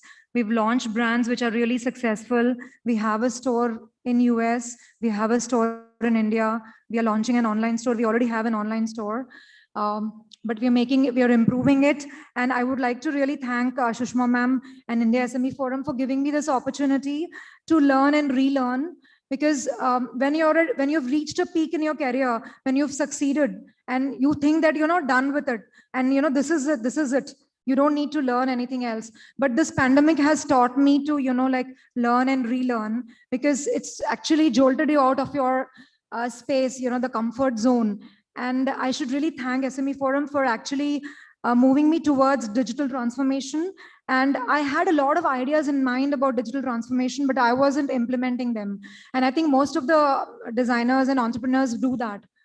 So this pandemic has taught us to fight back with all the sing force.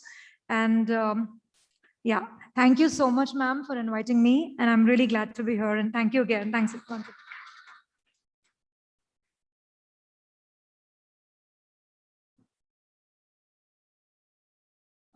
May I invite Mrs. Hema Ghadiali ji from Vrishti Creations? Please come.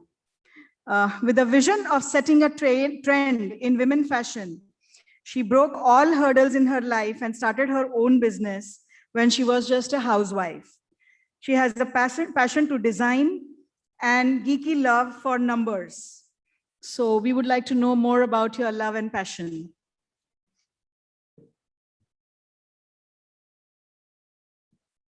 Hello, everyone. Good afternoon. Happy Women's Day. मैंने सब लिख के लाया है, मैं थोड़ा read करूंगी। नमस्कार, मैं Hema Ashish Gadiyali, proprietor of Rushti creations. My brand name is Shatakshi. हम लोग खाली खादी फैब्रिक यूज करके ये बनाते, अपैरल्स बनाते हैं। सबसे पहले मैं धन्यवाद देना चाहूंगी SME Forum, MSME, She Trades, जिन्होंने मुझे ये मंच उपलब्ध करवाया। थैंक्स टू KVIC जिन्होंने मुझे एक नई दिशा दी। Thanks to my Guru and my family जिन्होंने मुझे ऑलवेज सपोर्ट किया। मैं एक मिडिल क्लास फैमिली से हूँ और मुझे एक नॉर्मल एजुकेशन मिला हुआ है। और बचपन से घर में पापड़ का बिजनेस होता था, हमारे पापड़ एक्सपोर्ट होते थे और मम्मी के अंडर मतलब 4 महिलाएं ऑलरेडी थी, तो बचपन से ही हिसाब किताब करने रखने की आदत मुझे पहले से ही लगी हुई थी। और फिर मैंने एक 12th के बाद कोचिंग क्लासेस जाना शुरू किया और फिर खुद का कोचिंग क्लास भी किया और ऐसे ही मैंने बीकॉम कंप्लीट किया। एक सीए फर्म में नौकरी का ऑफर आया और फिर मैंने 2015 तक वो सफर जारी रहा। उसी दरम्यान शादी भी हुई, एक बच्चा, लाइफ एकदम सेट थी। अकाउंट्स मैनेजर के पोस्ट पे हम काम कर रहे थे। हर महीने एक पेमेंट अकाउंट में हिट होता था। सब कुछ सही चल रहा था और एक दिन ऐसे ही मतलब लेडी स्पेशल ट्रेन थी, हम लेडी स्पेशल ट्रेन से ट्रैवल करते थे, तो काफ़ी लेडीज थी, उन्होंने अप्रोच किया कि आप साड़ीज जो पहनते हैं, जो कुर्तीस पहनते हैं, वो बहुत अच्छी होती है, आप प्लीज़ हमारे लिए लेके आइए। हम उन दूसरे से खरीदने से अच्छा हम आपको ही पैसा देंगे। तो मुझे ये आइडिया अच्छी लगी, तो मैंने वो शुरू कर दिया। एक छोटा एक बिजनेस के तौर पे मैंने चालू कर दिया।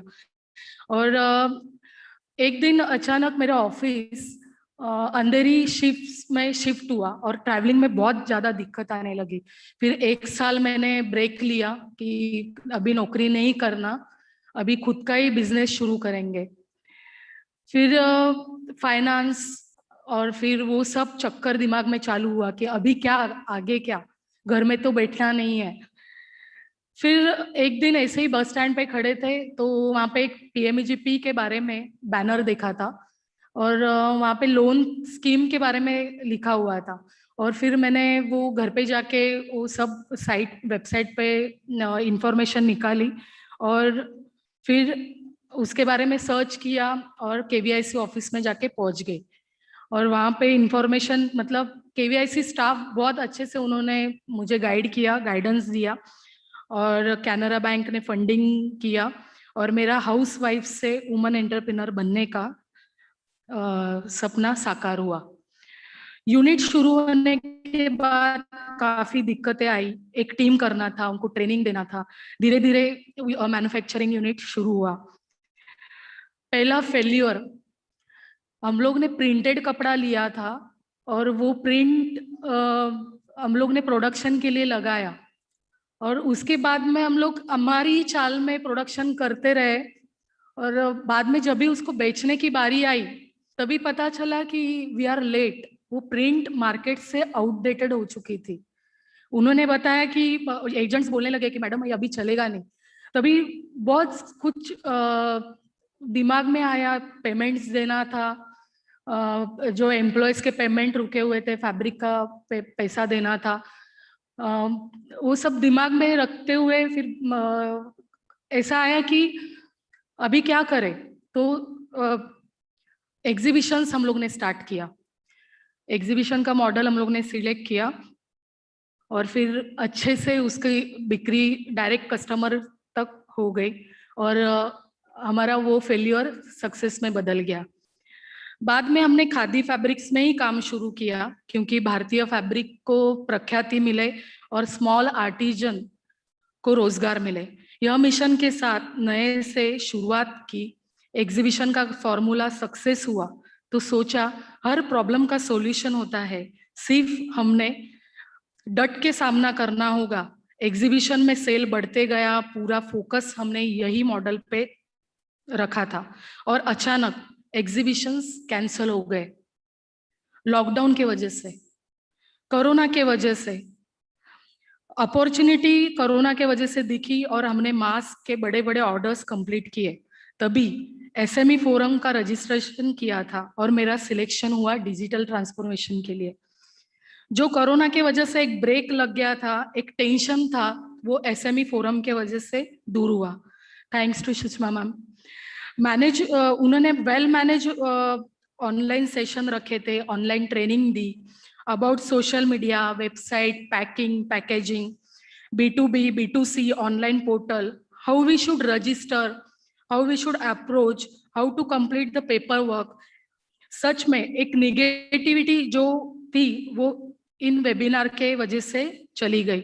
जो ऑनलाइन के लिए सुना हुआ डर था कि हम लोग ऑनलाइन पोर्टल पे कैसे बेचे, अमेजोन, फ्लिपकार्ट, वो जो ऑनलाइन सेलिंग के लिए जो दिक्कतें आती थी और किसी ने बताया था कि उनके ऊपर मत सेल करो, तो वो सब निकल गया था।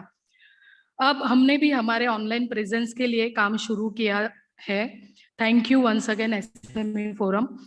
फ्रेंड्स, चढ़ाव उतार तो आते ही रहेंगे, लेकिन किस प्रकार आप उसे टैकल करते हो वो सबसे ज्यादा इम्पोर्टेंट है। मैं इधर उपस्थित सभी महिलाओं को कहना चाहूंगी कि एसएमई, एमएसएमई, KVIC और गवर्नमेंट की जैसी संस्थाएं अपने साथ खड़ी है, तो डर किस बात का है। उठो और आगे आओ, बिजनेस करो, खुद का भी विकास करो और एम्प्लॉयमेंट जनरेट करो। सबका साथ सबका विकास। खादी पहनो, खादी को अपनी पहचान बनाओ। हम उपासना पाठक की एक कविता से प्रेरित है, मैं आपको सुनाना चाहूंगी। जननी हूं जीवन भी मैं, जज्बातों पे मेरा जोर नहीं, सशक्त हूं व साकार भी हूं मैं, नारी हूं कमजोर नहीं, दर्पण हूं व अक्स में, झुका सके वो शख्स नहीं, स्वाभिमानी हूं व आत्मनिर्भर भी मैं, टूट के बिखरूं अब वो वक्त नहीं। नहीं समझना आधी अधूरी, नहीं अधूरी में खुद में पूरी, साथ चलना हो तो हाथ बढ़ाना, पीछे हटना मुझे मंजूर नहीं, पीछे हटना मुझे मंजूर नहीं। Thank you so much.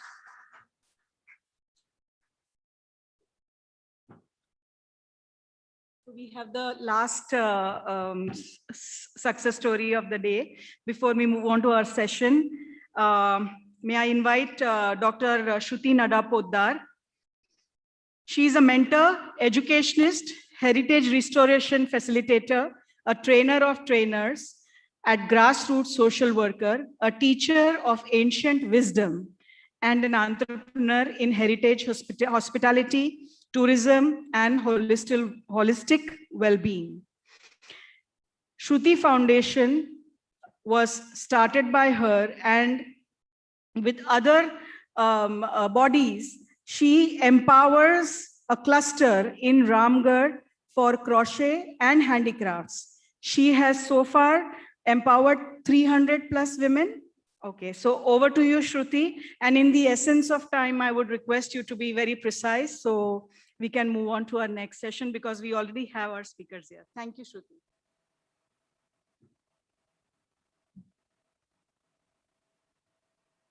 Namaste, a very happy Women's Day to all our aspirational and achieving women here today.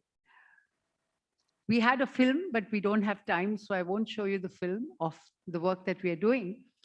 But what I want to say, and I think this will ring true with all of us here today, entrepreneurship, at least in my life, was never a dream.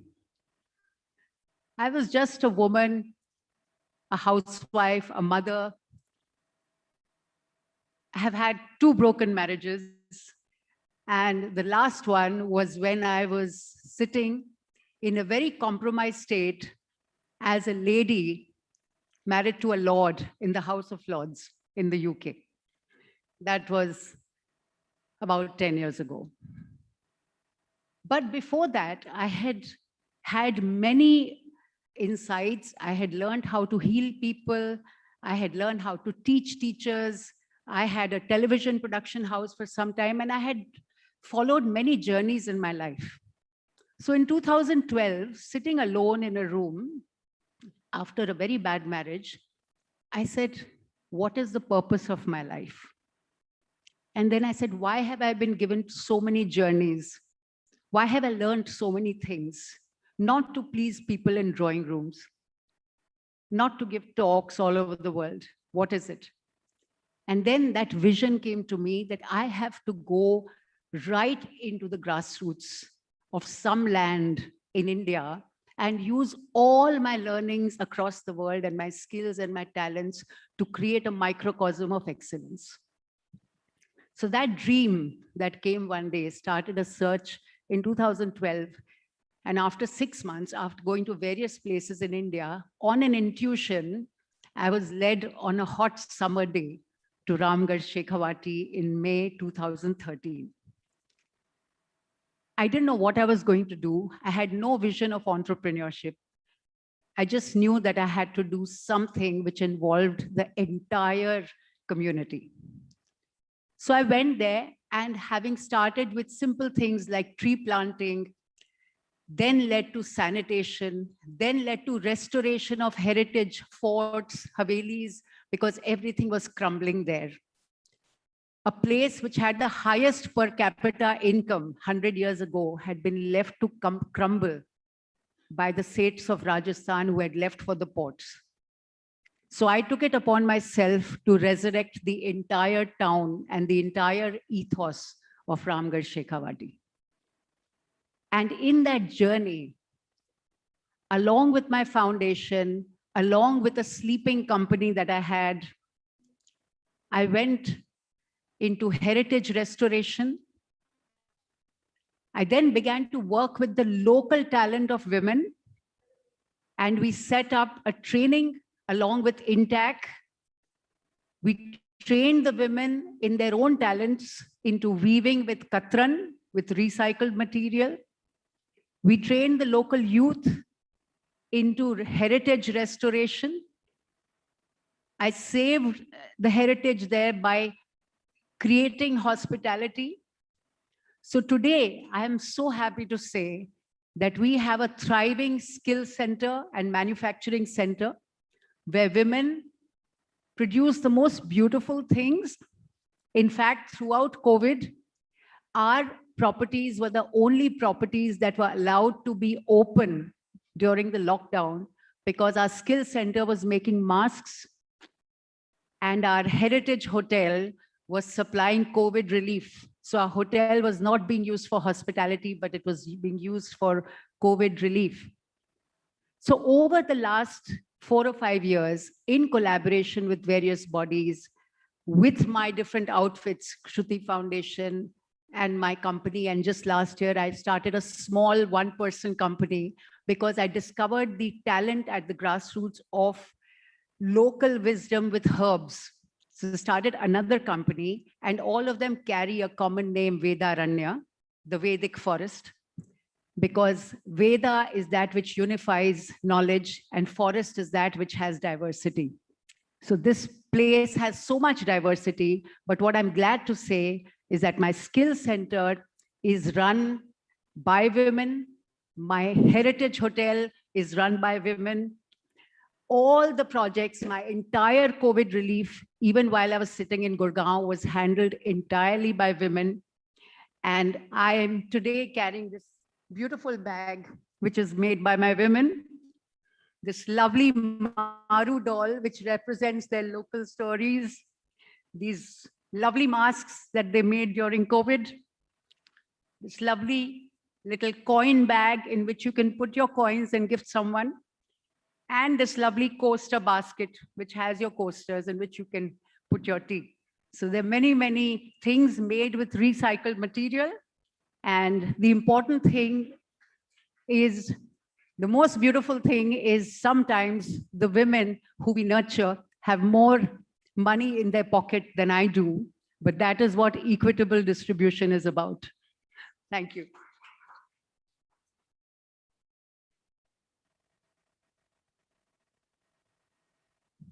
So I forgot, since I also sing, I had decided to end with 2 lines, so I'm going to do that because the universe has taught me that every time something goes down, something more beautiful comes up.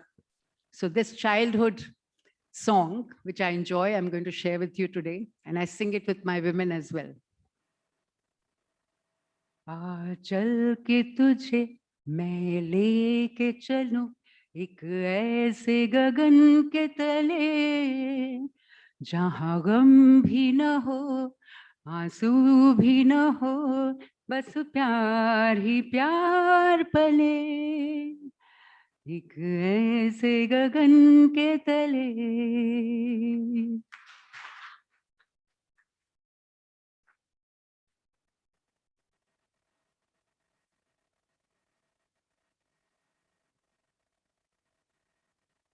Well, great stories. I mean, since morning, we've been listening to some wonderful, inspiring, and many motivational stories.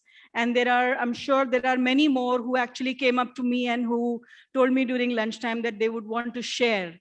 So we anyways have a WhatsApp group of most of these women, and who are not, please get in touch with our registration desk and we'll add you to that group so that you can keep sharing more. With that, we move on to our next session of the day. I would like to invite Srimati Alka Arora, Joint Secretary SME, to kindly conduct this session, along with Ms. Meeta Rajiv Lochan, Member Secretary, National Commission for Women, and Ms. Eileen Crow Nandi, Minister Counselor, Commercial Affairs, US Embassy and Consulates in India. May I request you all to please come on the dais? We also have 3 speakers who would be joining us, 4 speakers who would be joining us virtually. Ms. Anna Mori from Geneva. She is the project head for ITC She Trades and UPS. Ms. Archana Vora, Director, Global Business Group Scale and SMB, Facebook India.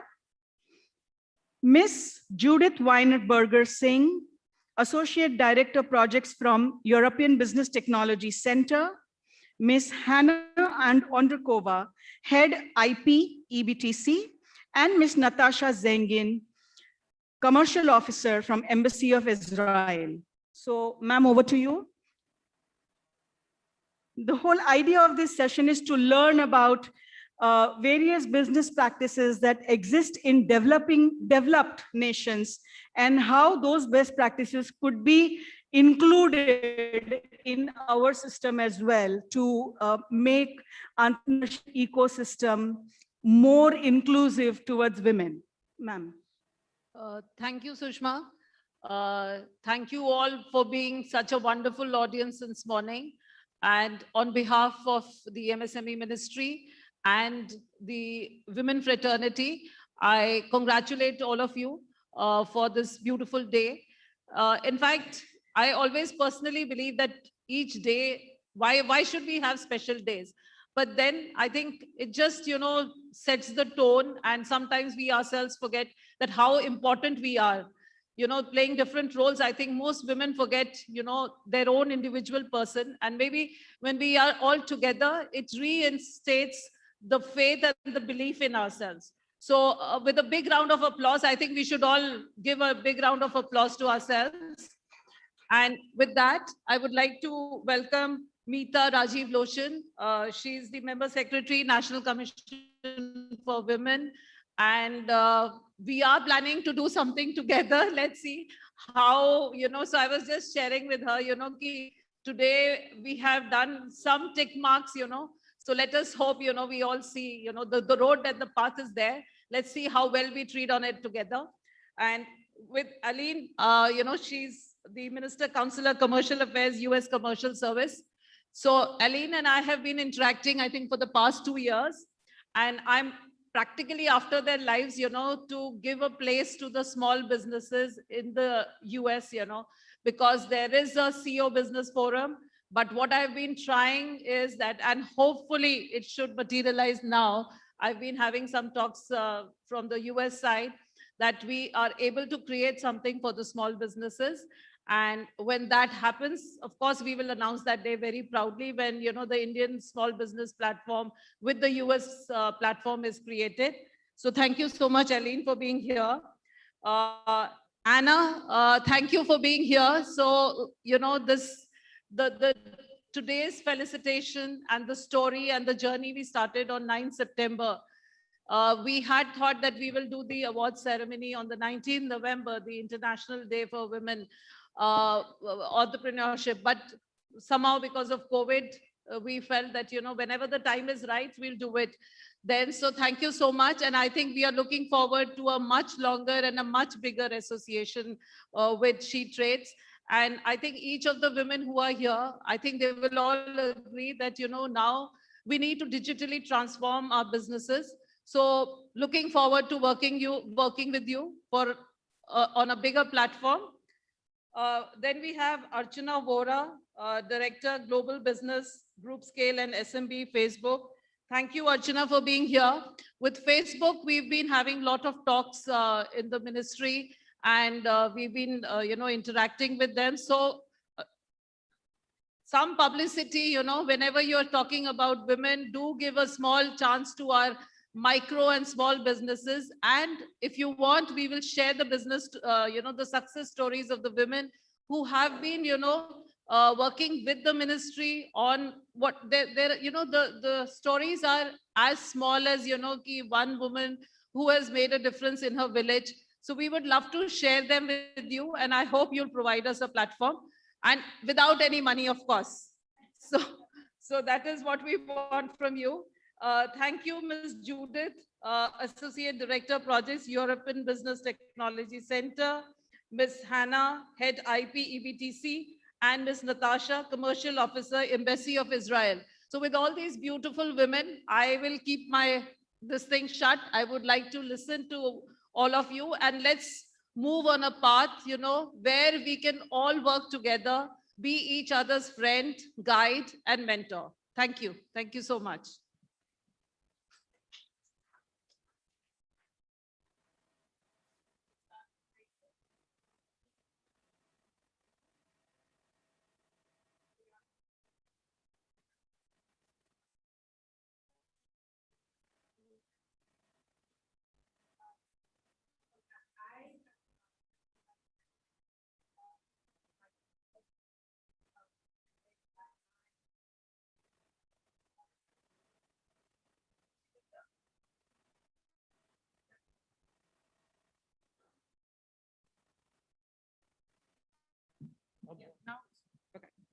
All right.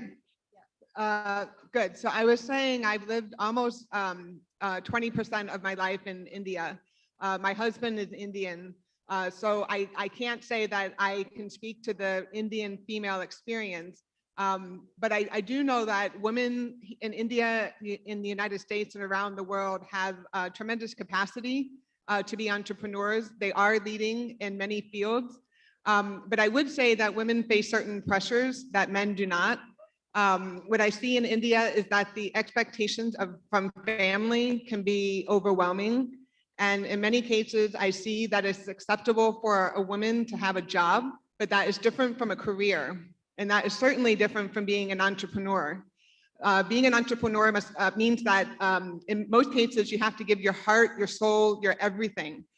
So that means you can't just necessarily shut off at 5 or 5:30, go home, cook dinner, take care of the family. So you really need to have the family support from your partner, from the in-laws, from your own family to succeed as an entrepreneur.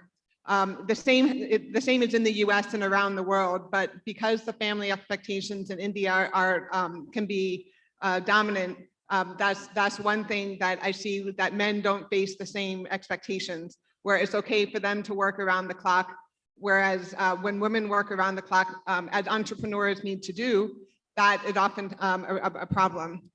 Another issue that I see with women is an issue of confidence. And many times I see a man with a booming voice, he just comes in and says things, and people look at him and like, wow, And then the woman who has the actual expertise or the knowledge or the background may not have the same booming voice, but people necessarily gravitate to the man. The same thing happens in the US. This is not an India only phenomenon, but that is where women need to be more assertive, step in. And I definitely see this taking place in India.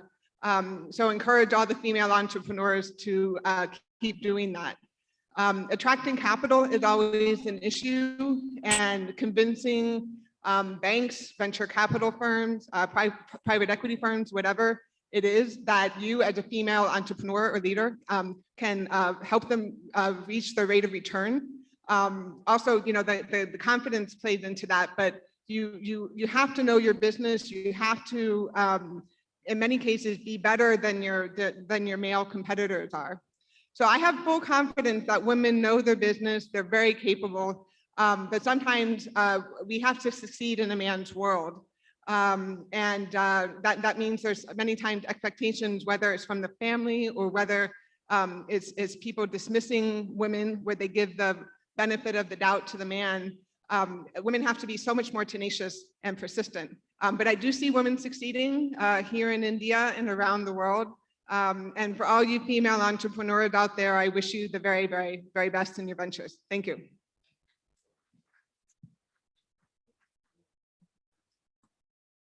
Good afternoon, friends, and a very happy Women's Day to all of you.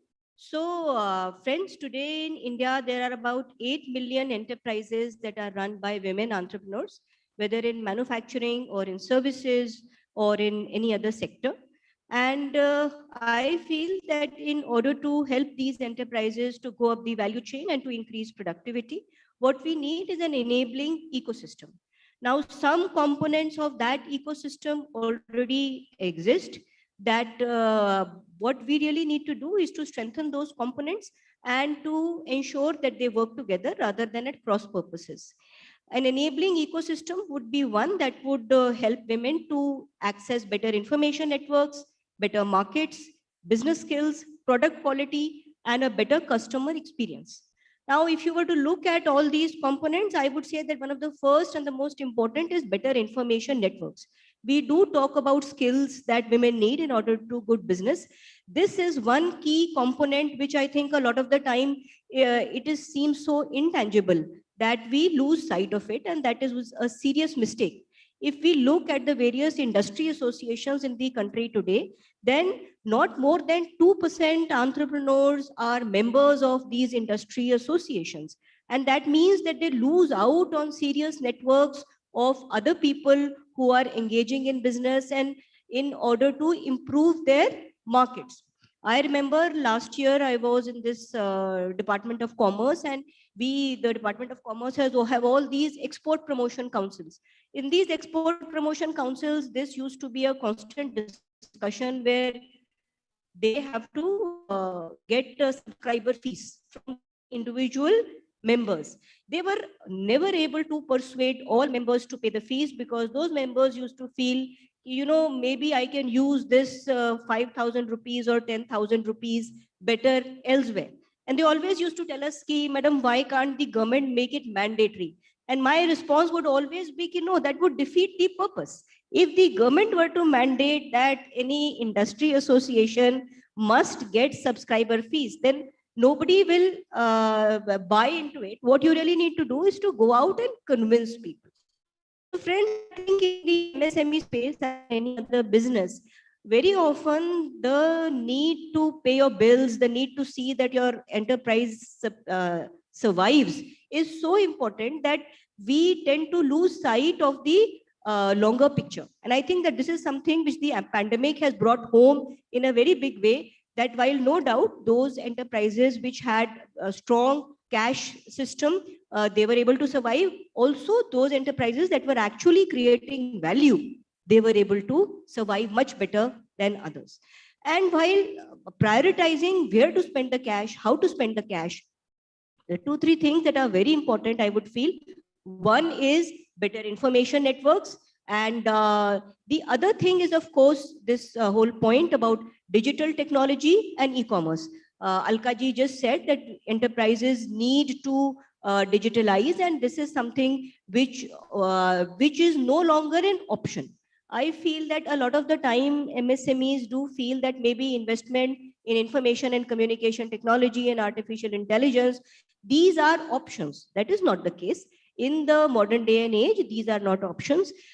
Today, if we were to look at the MSME universe in India, if you look at specifically the manufacturing MSMEs, there are about 20 million MSMEs and they employ about 36 million people. So a few years ago, the CII had conducted a survey on the use of ICT in the MSMEs. The survey showed that while many MSMEs do use IT tools, most of them tend to use it for finance, accounts, personnel management. But few of them use it for actual production. And that is the thing where we need to invest. Industry 4.0 is something which is discussed all the time, but I have seen it much more in PowerPoint presentations than in actual practice on the shop floor. And this is so sad because India, 50% of the GDP in India today is services. A large part of that is IT-enabled services. So why is it that most of our IT majors, whether it be TCS or Infosys or so many others, they are servicing industries across the world. Asia Brown Boveri has a headquarters in Bengaluru, and there they supply IT enabled monitoring to cement plants in Europe. But those services are not used by cement plants in India. So the thing is that this is not a model which is sustainable. We need to encourage our MSMEs to use these IT systems to improve productivity and go up the value chain. In many interactions with businessmen, when this point is discussed, the almost immediate reaction is that investment in ICT, in artificial intelligence requires huge capital investment. So much cash is beyond the reach of those businessmen. But friends, actually, this is not true. If you look at actual case studies of businesses that have invested in AI, only 50% of the money, or perhaps even less, goes to capital equipment. The other 50% is an investment in human skills. However much data you might generate, you still need people to be able to read that data and to be able to make use of it. Even artificial intelligence is dependent almost entirely on systematized databases. Those databases have to be created. They cannot come into existence ipso facto. So this is a point about investment in skills and knowledge that very often we miss out on. I think we are so used to a traditional bricks and mortar economy where we always talk about land and labor and capital that we forget the intangibles. It is the intangibles, knowledge and skills that are the real force multipliers. And this is something which people in the West have known for many, many years now. I think American economists wrote about it in the 1960s, that it is the most serious force multiplier is technology and knowledge, what they call total factor productivity. But when those economists were talking about it, they were simply putting into words something which Europe had already known for 400 years. I think that it is high time that in India we say that we are going to be part of the industrial revolution and to take it forward. And this investment in skills is very, very important. All surveys of the skill landscape in India say that in the next 10 years, 50% of the jobs that exist in the market today are going to be wiped out. There will be newer jobs, newer skills, and businesses need to invest over them. I still remember that these departments and many government departments have started reorienting themselves to this new kind of landscape. Departments do offer funding for businessmen to attend seminars, to attend conferences. Our experience in commerce was that those provisions are only used where business associations wish to visit foreign countries. Those schemes which offer seminars and conferences within India, those funds lapse. We don't get too many people to come forward. There is a kind of mental block when it comes to the use of investment in knowledge and skills creation. And I think that these are the things where we really need to invest. Friends, there is no particular feminine or masculine way of doing business. Gender is immaterial when it comes to doing business. You can only make money in one way. Doesn't matter what your gender may be. There's nothing like a good female entrepreneur or a good male entrepreneur. Entrepreneur is entrepreneur. And the most important investment to be made is in knowledge and in skill. And when we make our investments, we must keep the long-term view in mind. However important the imperative of the balance sheet might be, and yes, we all know how much dependent businesses are. They need to be able to pay their salary at the end of the day. But long term is very, very important. I'm just sharing something with you. This is a book that we've just written last year. It's called Making India Great Again, Learning from Our History. It's available on Amazon. And in this book, Making India Great Again, Learning from Our History, we trace how India succumbed to colonialism. One major reason that India succumbed to colonialism was the failure of Indian businessmen to plan ahead. It's a myth which says that India succumbed to Europe because of technology and capitalism. We only say that because we don't read our own history. There's nothing like that. The English learned very quickly from Indian businessmen. Indian businessmen never learned.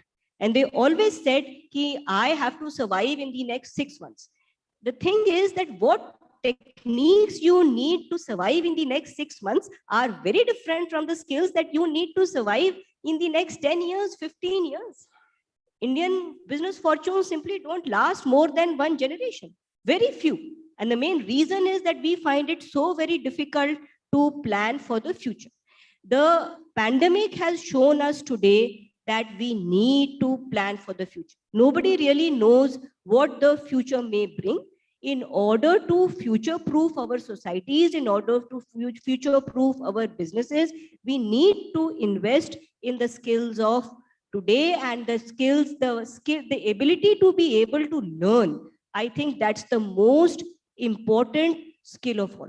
So I will stop here. I'm sure everybody else has a lot to say, and I'm looking forward to hearing from all the experts who are here today. Thank you.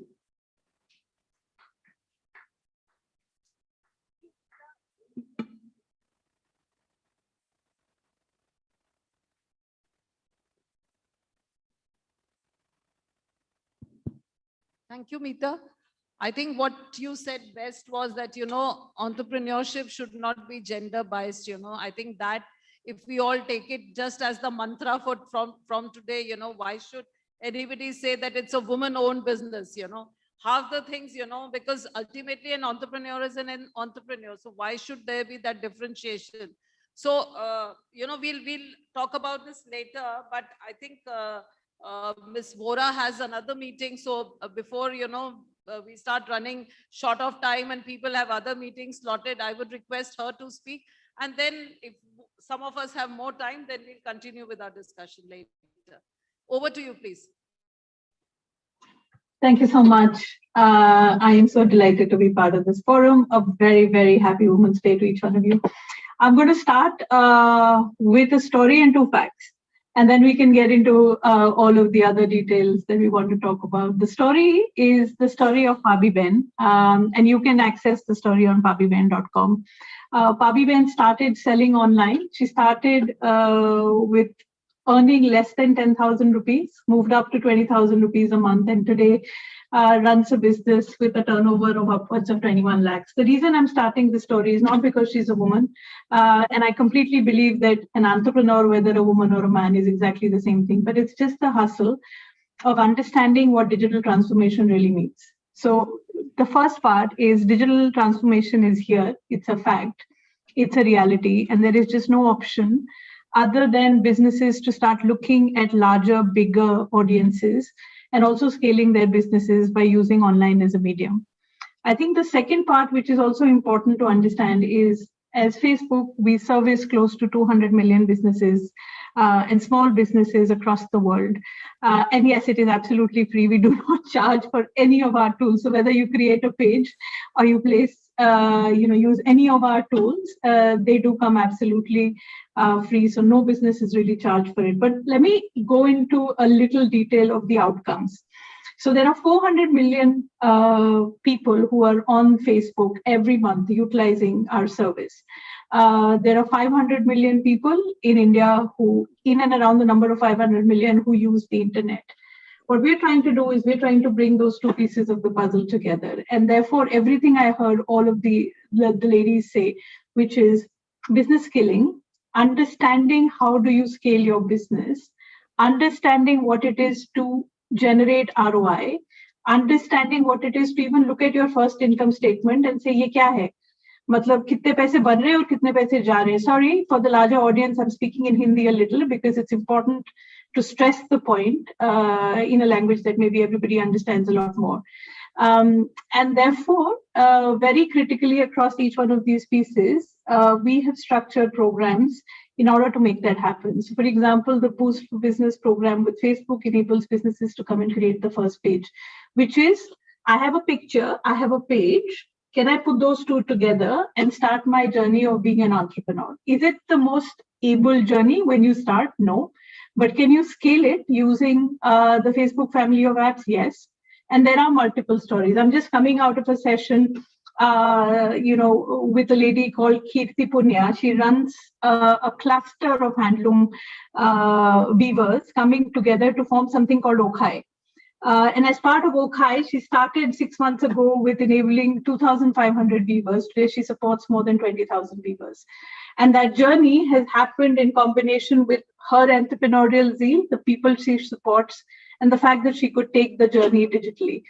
For context to this group, when I say digital transformation is real, let me put data behind it. We know that over the last 6 months or so, intent to purchase digitally has gone up between 25 and 30%.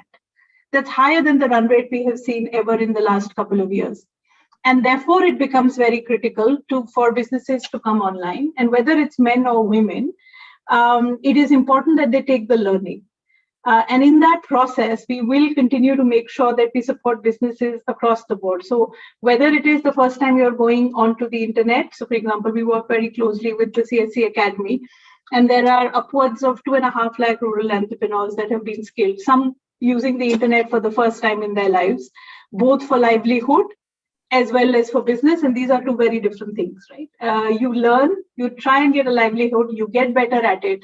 And then over a period of time, you know how to scale it to a business. Even from a Instagram lens, if I were to look at this, and again, I'm not trying to belabor the woman point, but I am extremely proud when women do this, which is between November and now, we've seen nearly 20% of the new business profiles that are being created by women. And therefore, the businesses mark themselves as woman-run or woman-owned. And therefore, the potential to say, hey, we will take the entire SMB ecosystem together by providing them the right tools, by making sure they have all the support available.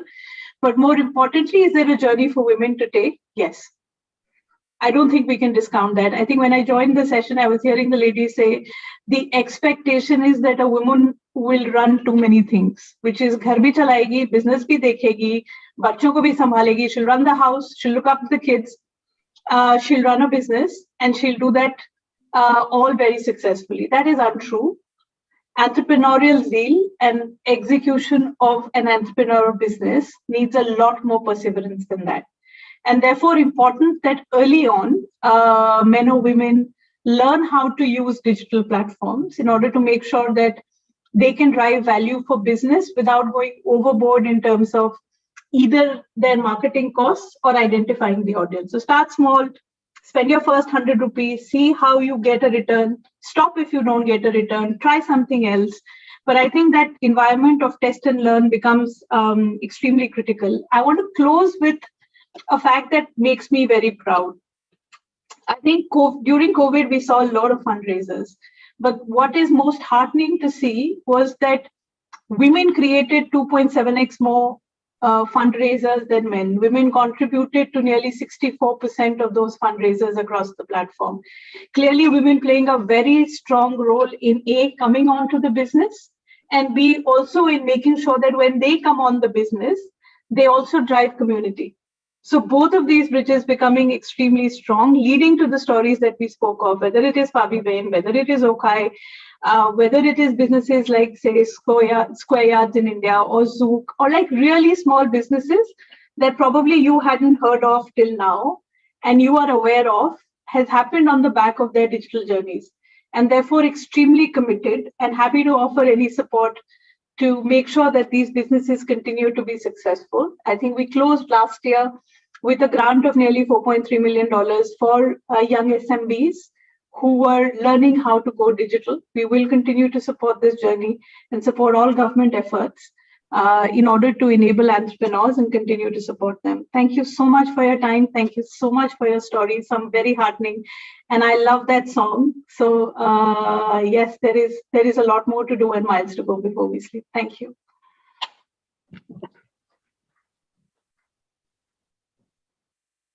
Thank you. Thank you so much for joining us. And I think let's look for some kind of association the ministry can have with Facebook, not only for women entrepreneurs, but let's talk about the total entrepreneurship as a whole.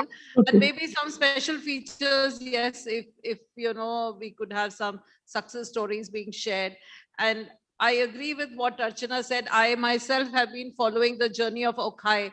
It's been an amazing journey, which, you know, during the COVID, I think they scaled the best, I would say, because, you know, I've also been following them on Instagram. So, and I agree when Archana was mentioning, you know, these digital platforms, there's most of us, you know, when the first time we looked at a computer, the first time we, you know, it for a second, technology always overpowers everybody. You just have to take the next step and just move on.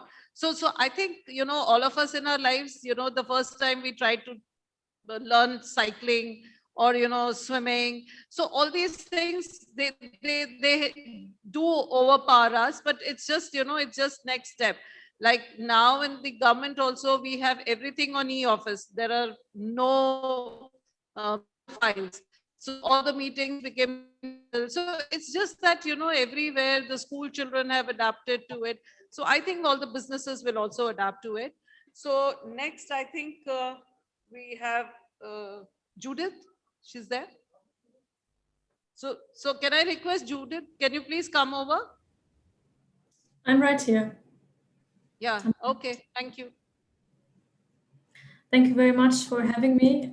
Today, it's a great pleasure and honor to be part of this group, and I'm very happy to join you, and it was very encouraging to see and learn about those various entrepreneurial stories. So congratulations to you all today and to this great event. Thank you very much, India SME Forum, and particularly Sushma, who has invited me. So before I just you know, share a couple of points with you, I just introduce myself. So my name is Judith Weinberger-Singh. I'm a German national, and as you can see from my last name, I also have an Indian connection here, similarly to the panelists from before. And I work here in New Delhi for the European Business and Technology Center, which is a not-for-profit organization that facilitates the collaboration between European and Indian businesses, especially in those areas of clean technology and green economy. So it is a very important, I would say, space that's becoming ever more interesting also for India and strategically important. And in this sense, I'm very glad to be part of this journey. So coming to the topic of today's session, I think this women empowerment in an entrepreneurial setting is a topic that's very close to my heart. And I would not limit it to the entrepreneurial sphere, but also say women empowerment in business. And that's not just a personal story that probably most of us here today share, but there's also hard evidence and facts that really stress the urgency of gender equality and also women empowerment, empowerment amongst ourselves and creating a supporting ecosystem. Some of you might have read, it was all over the news a couple of days, that gender inequality has cost us globally $70 trillion since 1990. So that's a lot of money. And if we move forward at the same rate as we do today, then it will take us 257 years until we're able to close this gender economic gap that is there. So all of you here today play a crucial role in closing this gap and in speeding up the process to contribute to gender equality by creating your own success story. And your own success story also implies that you do not always have to actually succeed. Failures are part of the journey, and failures make you learn and expand your horizon and bounce off again and start fresh and build resilience. And that's exactly what's required in today's world. So at the European Business and Technology Center, we are very much committed to closing any sort of gender inequality gaps, and it's also well reflected in our own setup. So in fact, 50% of our staff is female, and that's a very commendable thing, and it's not a given.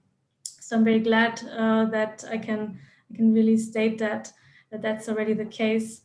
Nevertheless, we are fully committed to contribute even more to the enabling ecosystem. We've heard it today many times.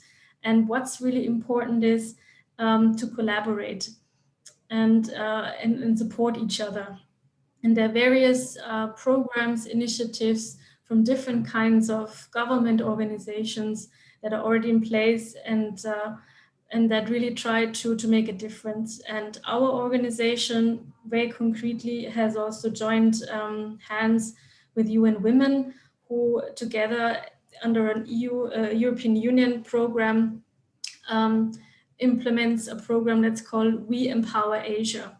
And this program is in essence really an enabler for women in business, for women across different value chains in the business and entrepreneurial sphere. And the program tries to really build bridges and support infrastructures for women to also break the glass ceiling and for ensuring that gender equality will soon be a part of the history. Apart from that, there are many more things, of course, that we can do. It's one thing to collaborate at a government level, but then it's the other. And another important thing is also to really individually contribute to an enabling ecosystem.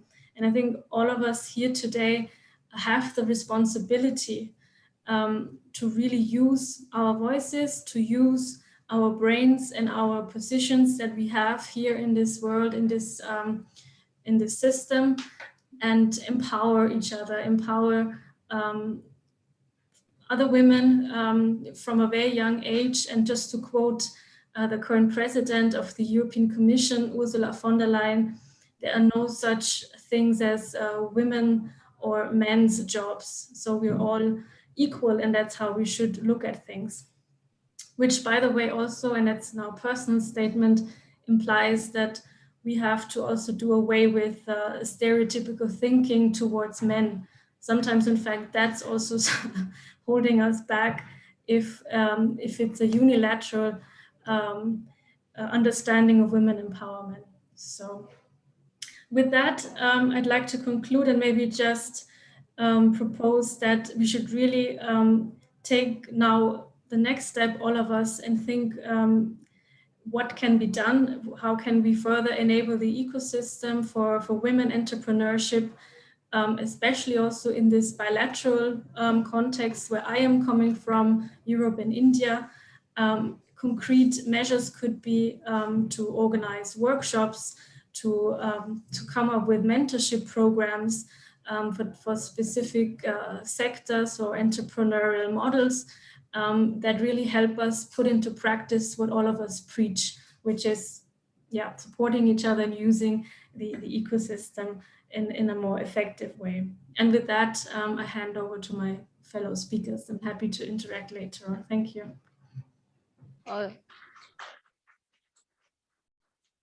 Thank you, Judith. We would look forward to working with in association with you. And next, I would like to request Anna Mori. So, Anna, this is where we started. So, thank you so much. Can you hear me well? Can you confirm if you can hear me well? I'm in Brazil and the internet connection is not working so well here. Yeah, wonderful. Okay. Good afternoon, everyone. Good morning to some of you watching online. And it's a big, big pleasure to be here. Thank you so much for the invitation. And before I begin, I'd like to thank the government of India and India SME Forum for organizing such fantastic and very relevant event in the occasion of the International Women's Day, which is, of course, a topic that is very close to my heart. And my name is Anna Mori. I work for the International Trade Center, which is a joint agency of the United Nations and of the World Trade Organization based in Geneva. And I manage the She Trades and UPS project. I believe some of you have heard. This project has supported the digitalization training that some of you have taken part. And by the way, thank you so much for the encouraging stories. It confirms that our work makes sense, right, in the SME Forum, and that it has real impact. And this year's theme for the International Women's Day, let's not forget, that is choose to challenge. And this perfectly reflects the intention that I think we all have today, right, which is to tackle the long-standing problems in the national and global ecosystems of women's entrepreneurship. And I like to play a bit the devil's advocate here. I do agree that entrepreneurship is not gender biased, right? One thing is indeed skilling up women entrepreneurs to get the right tools to go and grow their businesses. But the ecosystem in many countries for women entrepreneurs is very different, right, than for men, and the barriers and the starting points for these entrepreneurs, for men and women, can be very different because opportunities are different, right? Ownership of assets or lands, for example, can be different from country to country. So we need to think about, yes, improving the ecosystem for women entrepreneurs, while also make sure they have the right tools and skills, of course. And more than a year has passed since the outbreak of COVID-19 pandemic. The economies, livelihoods, and our rhythm, right, of normalcy have been impacted to some degree. And even today, we are here, governments, institutions, citizens, all of us trying to learn how to best manage the current crisis while staying sane. And for women entrepreneurs, the pandemic has only exacerbated these existing difficulties that they face with accessing everything that we spoke today: finance, markets, capacity building, and many of us are juggling, businesses and our roles of primary caregivers and thinking of ways to generate new revenue streams to keep our employees and businesses. And for these reasons and many others, women are 24%, if I'm not mistaken, more vulnerable to losing their jobs, right? And in this regard, because the theme of this session, when Sushma was asking me to speak about, was what are the lessons learned globally to create a sustainable, inclusive ecosystem for women entrepreneurs, all these complicated words. And that brought me back to think about the work of ITC, of She Trades, and which is basically to support 3 million women entrepreneurs by the end of this year to connect to markets. And I had very few slides that I would like to pull up, if you agree, because I will not be only about talking the challenges, but I want to present some of the opportunities for this year so the women entrepreneurs in the audience could participate. Wonderful. This is great. So let's move on, because I'm conscious of time, to the next slide, please.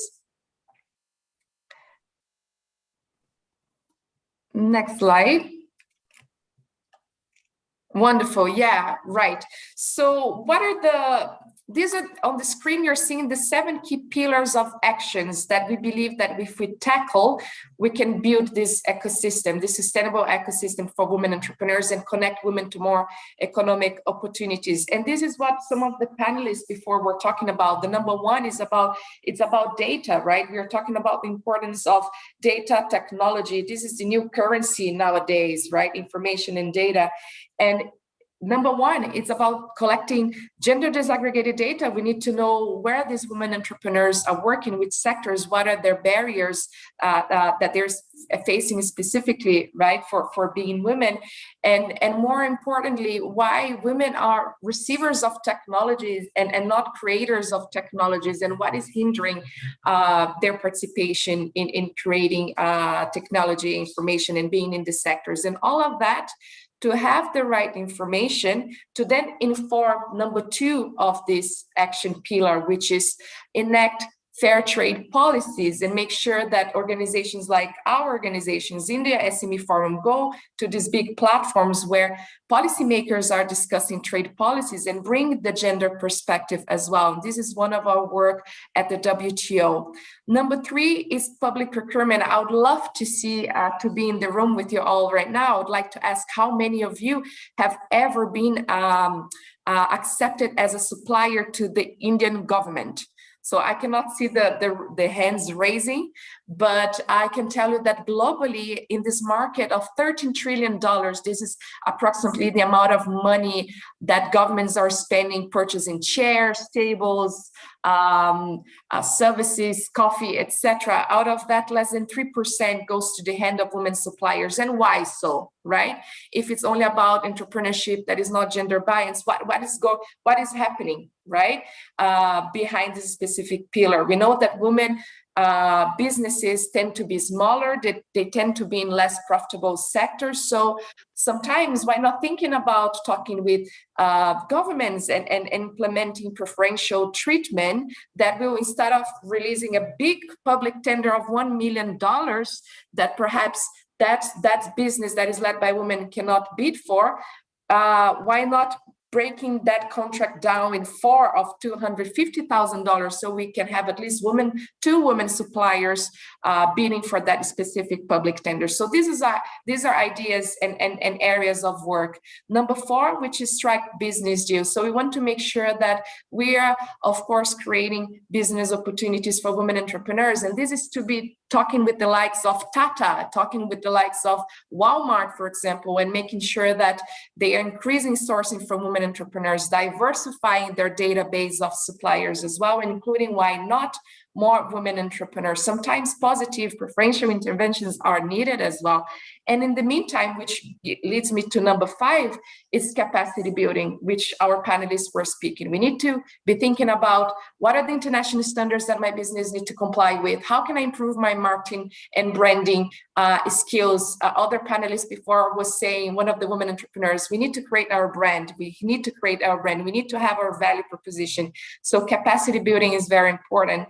And I love to be working in some other countries, not in India as of now, with Facebook or with UPS, DHL in logistics, and partner with such big corporations that can deliver such training to women entrepreneurs. Number 6 is access to finance. We did a research across the globe and a survey, and we realized that access to finance is still top number 1 problem for women entrepreneurs. So now that I spoke about the key areas of work that we believe that all of us have a role to play to build a more sustainable ecosystem, I want to move to the next slide, please.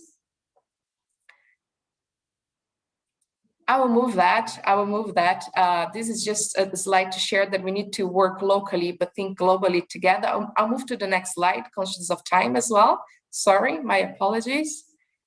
Next slide. Wonderful. And this is where I bring, I think, one of the important lessons is not to work in silos. And I think this is very well known, but finding the right partnership, it's not that easy. It's not about quantity, it's about quality. And this goes to women entrepreneurs as well. Sometimes we believe we want so much we secure an order from an American buyer, and that American buyer is the buyer that you know will change the life of your business. And sometimes we put ourselves in situations just to have that in our curriculum without thinking if that buyers are the right match for our business or not. So we need to take into consideration many aspects, and if we have the same goals, if we can supply to these businesses or not, right? And this goes also for international organizations such as the United Nations. You see on the screen some of our partners, some of the logos of our partners.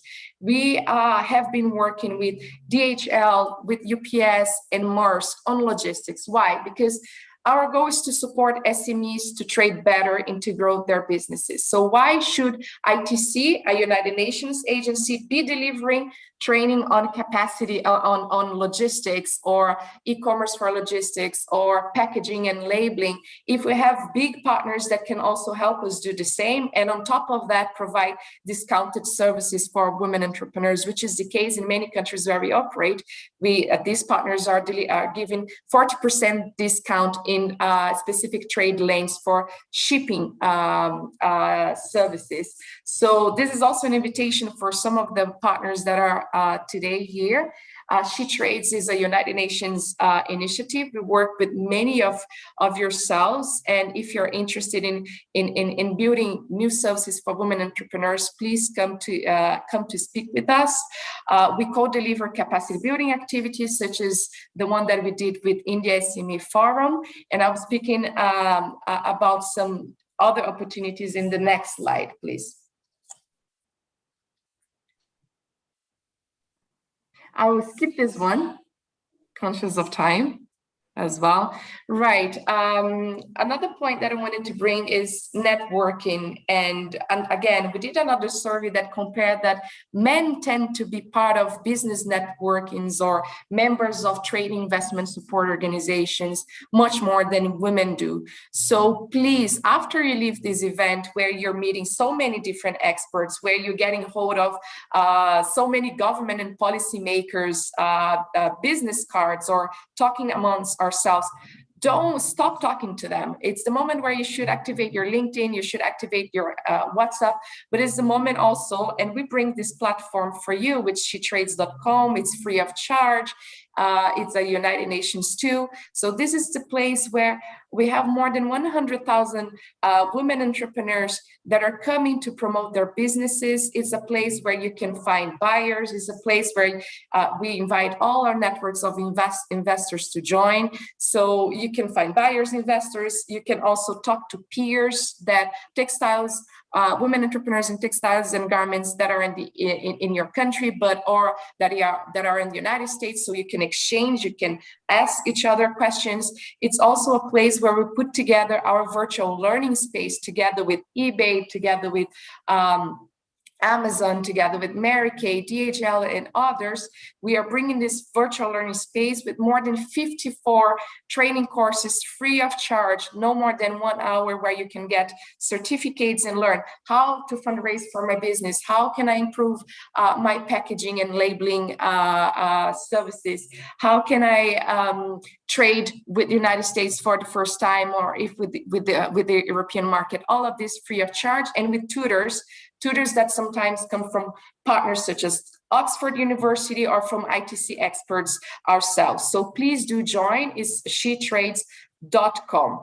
So this is a good networking tool for you to continue connected. And India SME Forum is our key partner that is actually managing a group of women entrepreneurs within this specific She Trades platform. Next slide, please. I will move on to the next one. And by the way, in this virtual learning space, the cherry on the cake is that once you go online, by replying quickly to a survey, we'll be able to tell you automatically what are the weak points of your business and what are the strong points of your business. And based on this survey, you have a tailored menu of courses that we recommend you to take based on your business needs. And we also have a mentoring online coaching system available on the platform. So please do join. Another point that I mentioned before is access to finance, and this is up here on your screen right now. So I presented the key areas of action that we need to tackle. And after the second bit of my presentation, I'm trying to do is to present you with some of the solutions as well, practical solutions. So this is one of them in terms of access to finance. SheTrades has a network of 40 different investors. Many of them are in, of course, debt, equity, loans, credit, microfinance as well. Some of them are commercial banks. And what we are doing, we are training as we speak. Every month we have what we call Coffee with Investors, where we train and help women entrepreneurs preparing their business pitches. And once you sign up to SheTrades, we'll be able to see your profile and match your profile and financial and fundraising needs with the criteria, selection criteria of these 40 investors. So this past year, we facilitated $5 million in finance transacted for women entrepreneurs under this specific program. So if you're looking for finance, be it microfinance, bank loans, debt, equity, etc., please do sign up. We have this network of 40 investors that might be willing to, invest in your business. Next slide, please. And I'm almost ending, I promise. Let's skip this slide. Sorry. Next slide. These are just some success stories. I can share the slides later. Next. I'll skip this one as well. We already spoke a lot about COVID. Wonderful. So this is an invitation that I would like to make right now. So SheTrades Global, it's our annual event. It's the annual event of our organization. And we are organizing this year in Dubai, in UAE, together with the government of Dubai. Our global event is taking place from the 17th to the 19th of October. It's a 3-day event, and it's taking place at Expo 2020. So I'll explain perhaps at another occasion, but in 2 days, we are starting a lined up of activities leading up to SheTrades Global in October. It's going to be a 6-month capacity building preparatory training to women entrepreneurs across the globe. Our partners are Expo 2020, UPS, Cartier Foundation, and many other organizations across the globe. It looks pretty much like the Olympic Games, but for women entrepreneurs, investors, and buyers. You see women entrepreneurs coming from Africa with their turbans, yourselves with your amazing saris, and other women entrepreneurs from Latin America, and they do business. Previous editions facilitated $100 million in trade opportunities. We bring all our networks of partners, investors. The government of India always brings a delegation of women entrepreneurs. So if you want to participate, please do come. We pre-schedule more than 4,000 B2B meetings for women entrepreneurs in previous editions as well. So we are starting this week with a 6-month online capacity building training covering sustainability, fundraising, digitalization, leading up to 3-day event. 2 days with B2Bs, investment, etc. And 1 day that will give you direct access to the world of Expo. So you can talk with buyers, visit the different country pavilions. India has a beautiful pavilion as well as at Expo. So here's my invitation to all of you as well. And next slide, please. We are expecting approximately 3,500 people to this event, being 500 on site and the rest online. So we have, yes, wonderful. Just so you all know, Expo 2020 is the place where they invented the washing machine, the Statue of Liberty, ketchup, Eiffel Tower television. So if you're an innovative woman entrepreneur, I think this is a place for you to be. The selection criteria to participate is on the screen. The event will be available in English, Arabic, French, and Spanish. You need to be a registered business in your country. Please contact India SME Forum for more information or go directly to our shetrades.com website to register. Applications are open, but you need to, of course, comply with the criteria. We'll be organizing the event, sponsoring meals, etc. So I think this is a good opportunity for all of you. It's another networking opportunity, business opportunity, and where we'll try to be shaping a more sustainable, inclusive ecosystem as this session is about. And thank you so much, and apologies for taking so long. Thank you, Anna. It's been really informative, and I think some of the ladies would be motivated, and whatever fill in the blanks are there, I would request Sushma to fill it in for them. So I think we have overshot our program. I think we were supposed to wind up around 4. It's already 4:30. So last but not the least, I would request Hannah to come in. Hannah, please, could you come in? Yes, hello, I'm also here online. So good afternoon, everyone. I'm very honored, like everyone else, to be part of this initiative. And hence, I would like to thank Sushma ma'am for inviting me as well, along with all these amazing women entrepreneurs who have made such a big difference. If I also briefly introduce myself, my name is Hannah. As you know, I'm a Czech citizen, and I came to India approximately 12 years ago. And for me, as a young graduate, I have an engineering degree, and I worked or studied very technical field where I was only girl for many years. So although I myself not an entrepreneur as per se, but being or coming from such a technical background, I understand the challenges women have in comparison to our male counterparts. So my career in intellectual property rights, which I would like to cover a little bit later, actually started in India. And when I completed my degree, I was completely clueless what I wanted to do live. And this odd job comes in India, and I come here and I fell in love with the country. And I stayed. And for me, seeing India developing over the years and seeing the change in the society and the change how the country is progressing is unbelievable. And because I love this country very much and I hope to stay here for years to come, it's very welcome change to see this initiative taken by organizations as SME Forum, by the ministries, etc. On the intellectual property side, I will just quickly cover that. I have seen in my career, since I worked for one of the top law firms in the country, the Indian indigenous innovation. And India has a huge pool of extremely educated people. And it's still a little bit of shame that when it comes to intellectual property rights, this is something which is, I wouldn't say overlooked, because obviously these days IPR has become mantra of the day.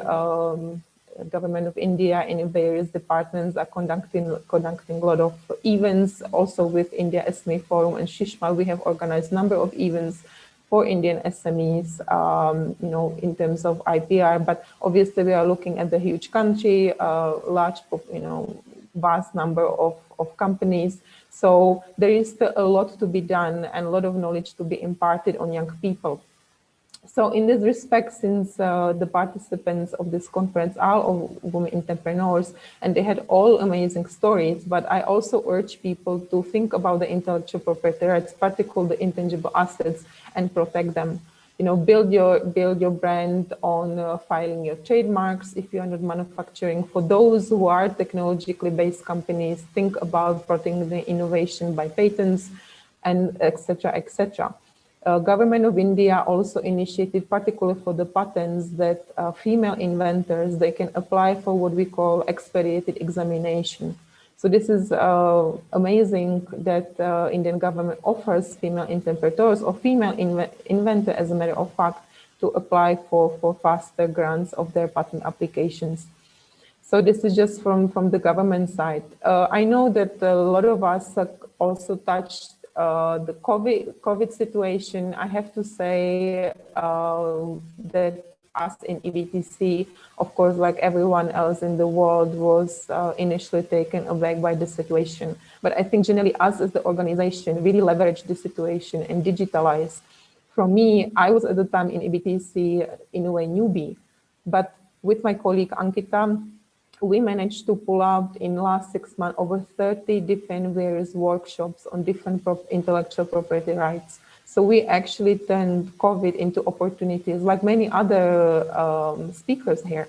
And I have to say, and again, this is something which we can discuss with Sushma and SME Forum to organize specific training of seminars or workshops only for female entrepreneurs. We can, let's say, share some surveys to see what people will be interested in if they are not only patent centric. We can talk about brands, we can talk about how to protect your brands, how to leverage that, how if you want to think about going international, how to protect your rights in Europe, let's say, etc., etc. So this is just my 5 cents because we are indeed very late, so I don't want to go about it, forever. But it's, as I said, a great honor to see everyone, and with SME Forum, I'm hoping, and Ministry of MSME, because we have organized brand protection webinar for them or with them as well, to take this collaboration further and do specifically tailored programs with them as well. Also, before I go, we have worked with KVIC, for instance, with the female scientists, and organize workshops for them as well. So this is again another initiative which EBTC, working with various technology and research organizations in India, which we are very keen in conducting, and we are very happy to take part of, not only to patent Indian innovation, but also bring the Indian innovation from India to Europe. Yeah, that's all from my end. Thank you. And of course, if any questions are later, I'll be happy to answer. Thank you so much. My one request, Sushma, if we could have a small article on She Trades, which we would like to share in our e-newsletter, which goes to all the Udyam members and the Udyog Aadhaar members, so that we can spread the message, and maybe at different platforms where women, somewhere there is somebody waiting always, who's wanting to take the next step. So the first step can be our dissemination, so that at least we can start, so if I can have the article in the next 2-3 days, we will be sharing in this month's newsletter then. Sure. And I think now we're coming to the end. And so I think even the attendance has, started this thing. So I think it's been a long day, but thank you so much. And I think you and Mercy can do the honors. Yes, in fact, I wanted to invite Mercy ma'am to give the official vote of thanks. Yes, in fact, a lot of our women entrepreneurs who joined us in the morning, they had flight back. So they had to leave. So they had to, like, one by one, they had to excuse themselves and leave. But before Mercy ma'am can take over, ma'am, I just wanted to make one announcement, or rather inform you. In fact, we are in touch at India SME Forum. We are in fact in touch with various embassies and consulates and commercial office. And in fact, I insisted Eileen to come. I was telling Eileen not to join virtually, and she, honored me by coming here. In fact, when we had met the Consul General there, and they want to do or collaborate with us on many initiatives, also invite our SMEs for the Select USA program. Like to do. Similarly, we have garnered other countries as well. And also recently we have launched a similar program with the National Commission for Women and MyGov, where the program that we did for She Trades, it was as a pilot, and it was for 100 women. Now we are targeting 5,000 women with the National Commission for Women. So we in fact would like to go a step further and do it with the Ministry of MSME and the Women Entrepreneur Cell that we have set up under your leadership, ma'am. So that's something. And once again, thanks to all of you. Before Mercy ma'am, may I please invite you to give the official vote of thanks, and I would request you, Alka ma'am, to give this token of thank you to our speakers here.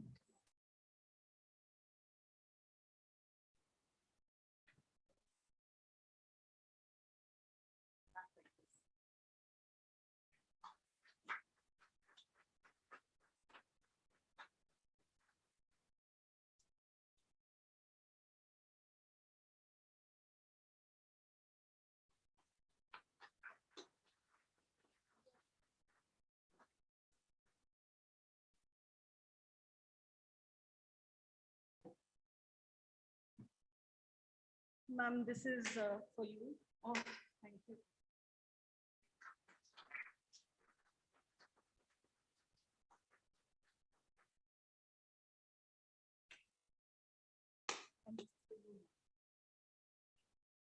Please come.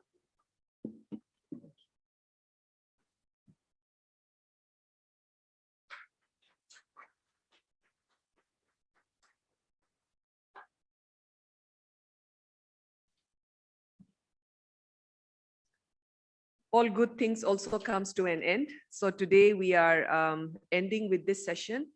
My heartfelt gratitude to all those wonderful achievers who have shared their success stories, finds time to come and enjoy this day with us, celebrate you. We are so grateful. And I want to thank our speaker for the technical session also, Ma'am Mita Rajiv Lochan, and also Madam Aileen Crow Nandi. Thank you so much for being with us. And I would like to also extend our heartfelt gratitude to those speakers who had joined online. It has been very enriching, and we look forward to next year, hopefully, God willing, with much more success stories and with many more entrepreneurs coming together under one platform and to celebrate one another. So God bless you. Thank you for your patience, and keep striving, reach for the stars. And we from the Ministry of MSME are all with you. Thank you so much, SME Forum, for all the hard work that you have put in for organizing this wonderful event in such a short time. And thank you, Ministry of MSME team also, who came behind and then thought of this wonderful event. Thank you, God bless you, and stay safe.